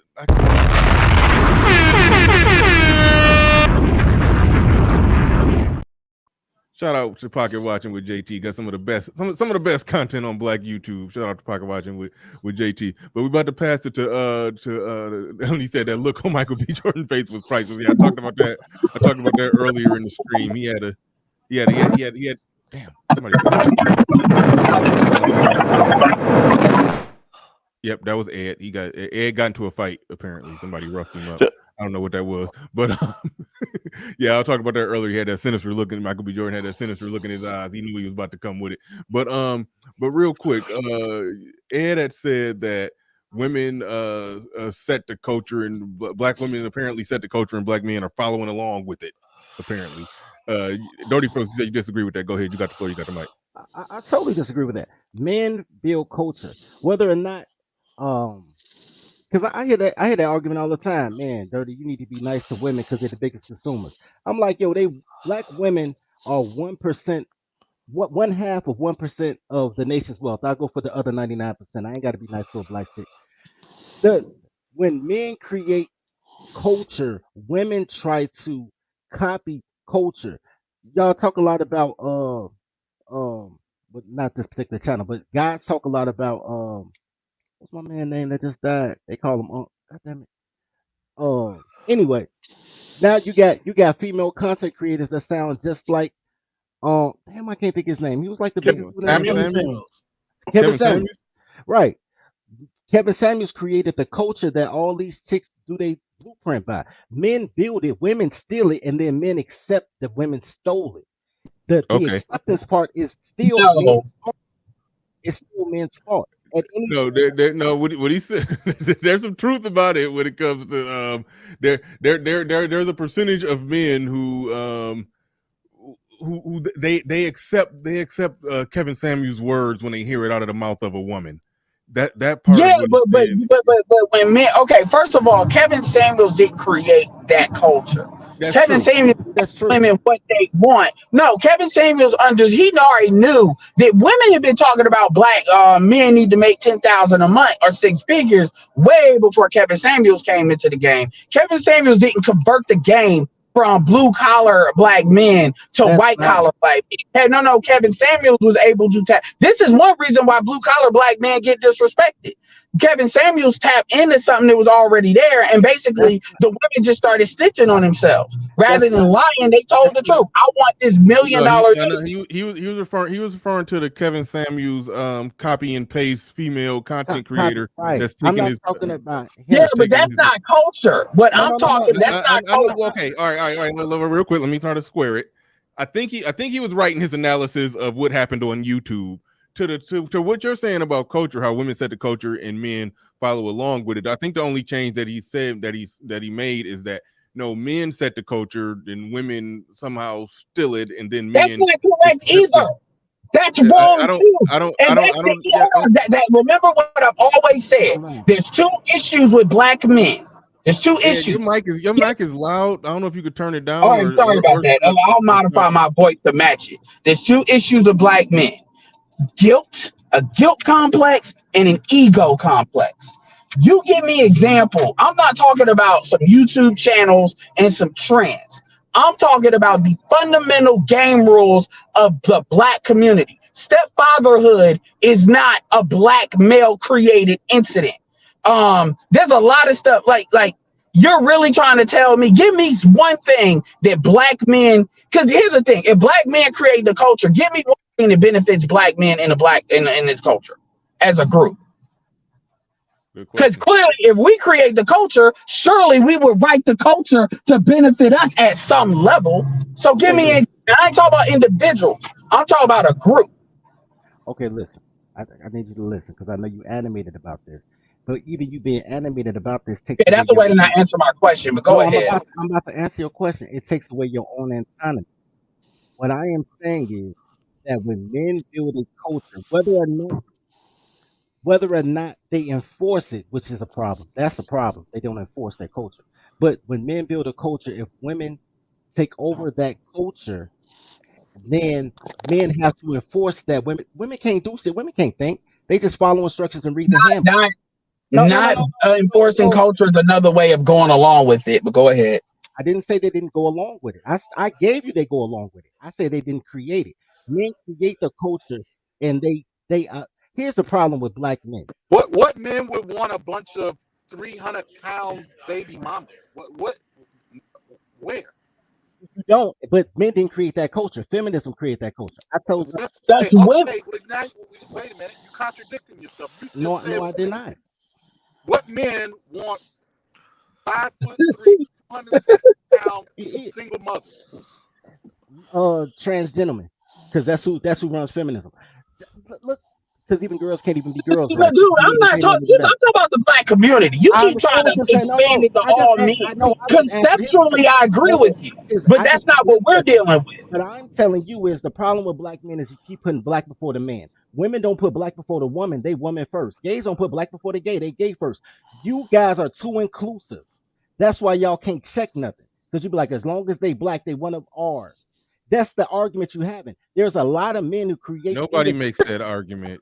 I know you ain't saying that about me. You obviously don't know. Nobody makes that argument, man. This is one of the things that I know. One of the things, the first thing I asked him, I said, "Man, okay, cool. Do you have the ability to follow men? Because if men create the culture, and you say it has to be a widespread culture, and a lot of this is, there's a lot of dudes saying say no to baby mamas. There's a lot of dudes that's passport bro. There's a lot of dudes that are excommunicating themselves from black women.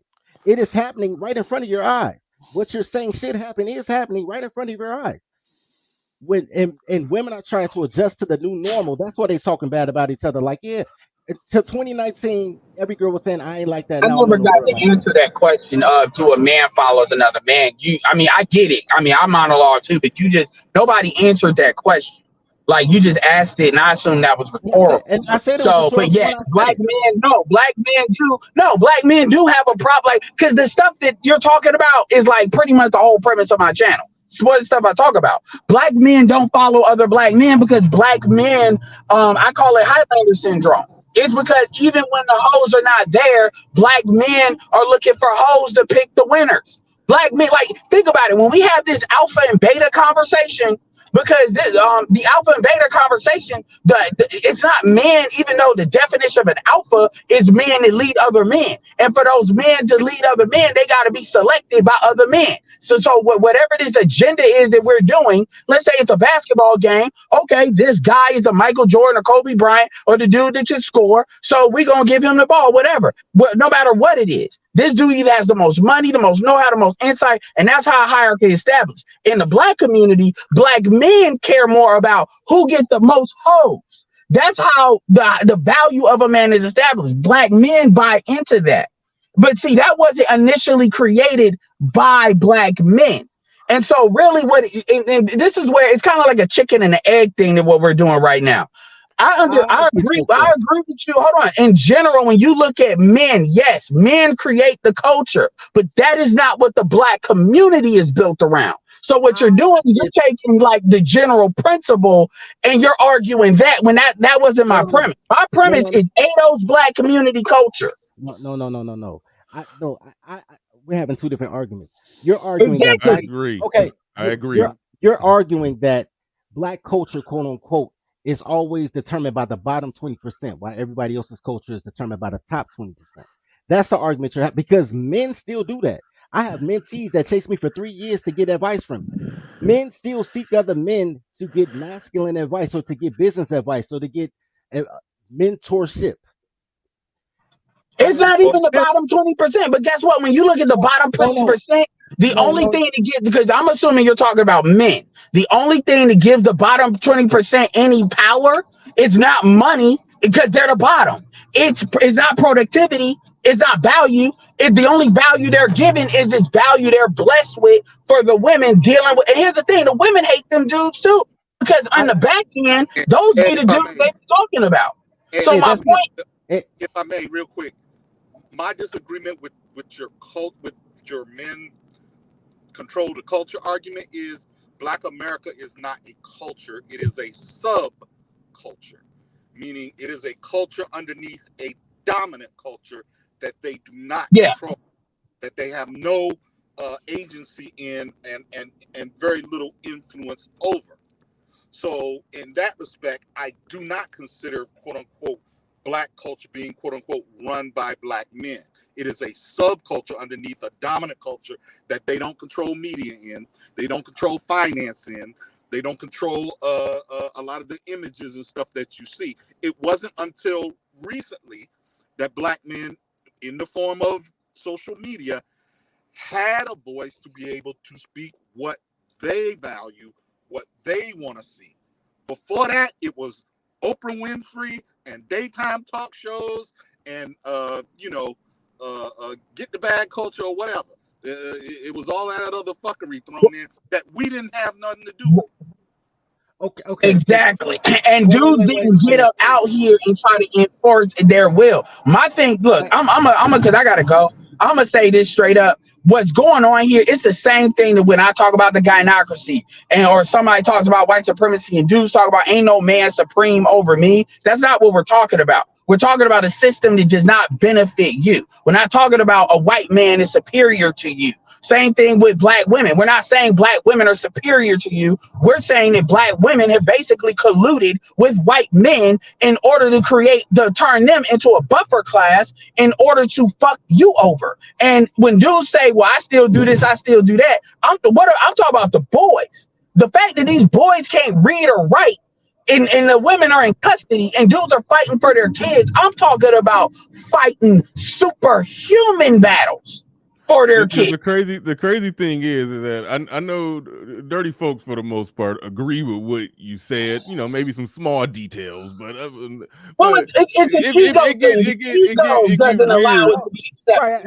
get weird. Hold on, it get weird when people who I can tell agree are fighting over inches. It's like I was trying to catch it, but I didn't even get where the disagreement was. It sounds like y'all agree. Like dirty folks. I didn't say that men generally don't create culture. I said in the Black community, as a collective group, and I'm not saying it's because we're weak. I'm saying that black men have chosen to let the women. Because truth be told, Black men really wanted to take control. This is all Black men got to do. Your greatest power they can't take away from you is your power of choice. Meaning, if you are not gonna basically do anything that I'm telling you to do, meaning, and I'm talking about family members too, and I've done this with family members, meaning you're getting no masculine energy from nothing. This is why you'll have Black men talking shit about other Black men traveling. This is why you'll get Black men telling other niggas you need to be a stepfather. You got that shit going on in 2023. Talking about it's well, our kids, what are we gonna do about our kids? Nigga, they not our kids. Yeah, that's a shining example. That's a shining example that illustrates the simple point that women are setting the culture and some men are just following along with it. Yeah, so and the fact that they will fight, and the thing is, you got dudes that are scared. And when you look at I forget the I don't know if it's John Henry Clark, forgive me, but whoever came up with the 9 areas of activity: sect, war, religion, money, labor, law, media, politics, and I'm missing one. I always miss one. when you look at those areas of activity which define culture, Dennis Sperling also has a thing that maps out what culture is too. He a little chart. What are those groups men got control over? This is why, think about it. If we had any kind of real control over the culture in the black community, I'm not saying we can't influence culture at all, but we would be a lot bigger than what we are. Like we're seen as the extremists, as the others, as all of this, when we know everything we saying is making sense. You got women, hold on, you literally got dudes that are raising kids that they believe are their children. That's like at a 35 to 40% of black men are raising children believing that they're theirs and they're not theirs. That's one of those that's another one of those hard to believe stats, man. That one is crazy. Like, and so what the fuck do we control? Because I don't see no benefit. Let's. I'm done. Damn it. It was a great discussion. We mapped this out. It was like, I'm not, but I agree. Men generally. I gotta actually go. I gotta get out here. I gotta go pick my son up. So I gotta end the show. I know a lot of people want to jump in. I know Dirty Folks want to jump in. Dirty Folks, I'll give you 10 seconds because he was sort of responding to you. You got 10 seconds. I gotta hit the end screen. All right, cool. The 10 seconds is this. Now I understand what he's talking about, but he's still talking about, he's saying black culture is the bottom 20%. That's why people could get, like, white boys can rap or white girls can get dreadlocks and they say they're quote unquote acting black. All negative attributes are seen as black. And from that, if you see your culture as that and you ignore the 80% who just don't say anything because they're not concerned about the bottom 20%, I get to where he's saying. But that's optics. That's not even culture. That's optics. Oprah optics. It's a way that they see you. Now the culture comes from optics. So, what you feed into a person, especially a small child, becomes their reality. But even with that being said, men are changing it all the time, and it's about to get even more intense. So, all right, I get where you're going. So, all right, cool. All right, peace. Big Boss Real Talk. Thank you for that $5 super chat. Do appreciate that. But we got to get up out of here. Thank you to everybody who supported the stream in any way, shape, or form. Do appreciate each and every one of you. And with that said, ladies and gentlemen, we are out of here. Peace. We gone.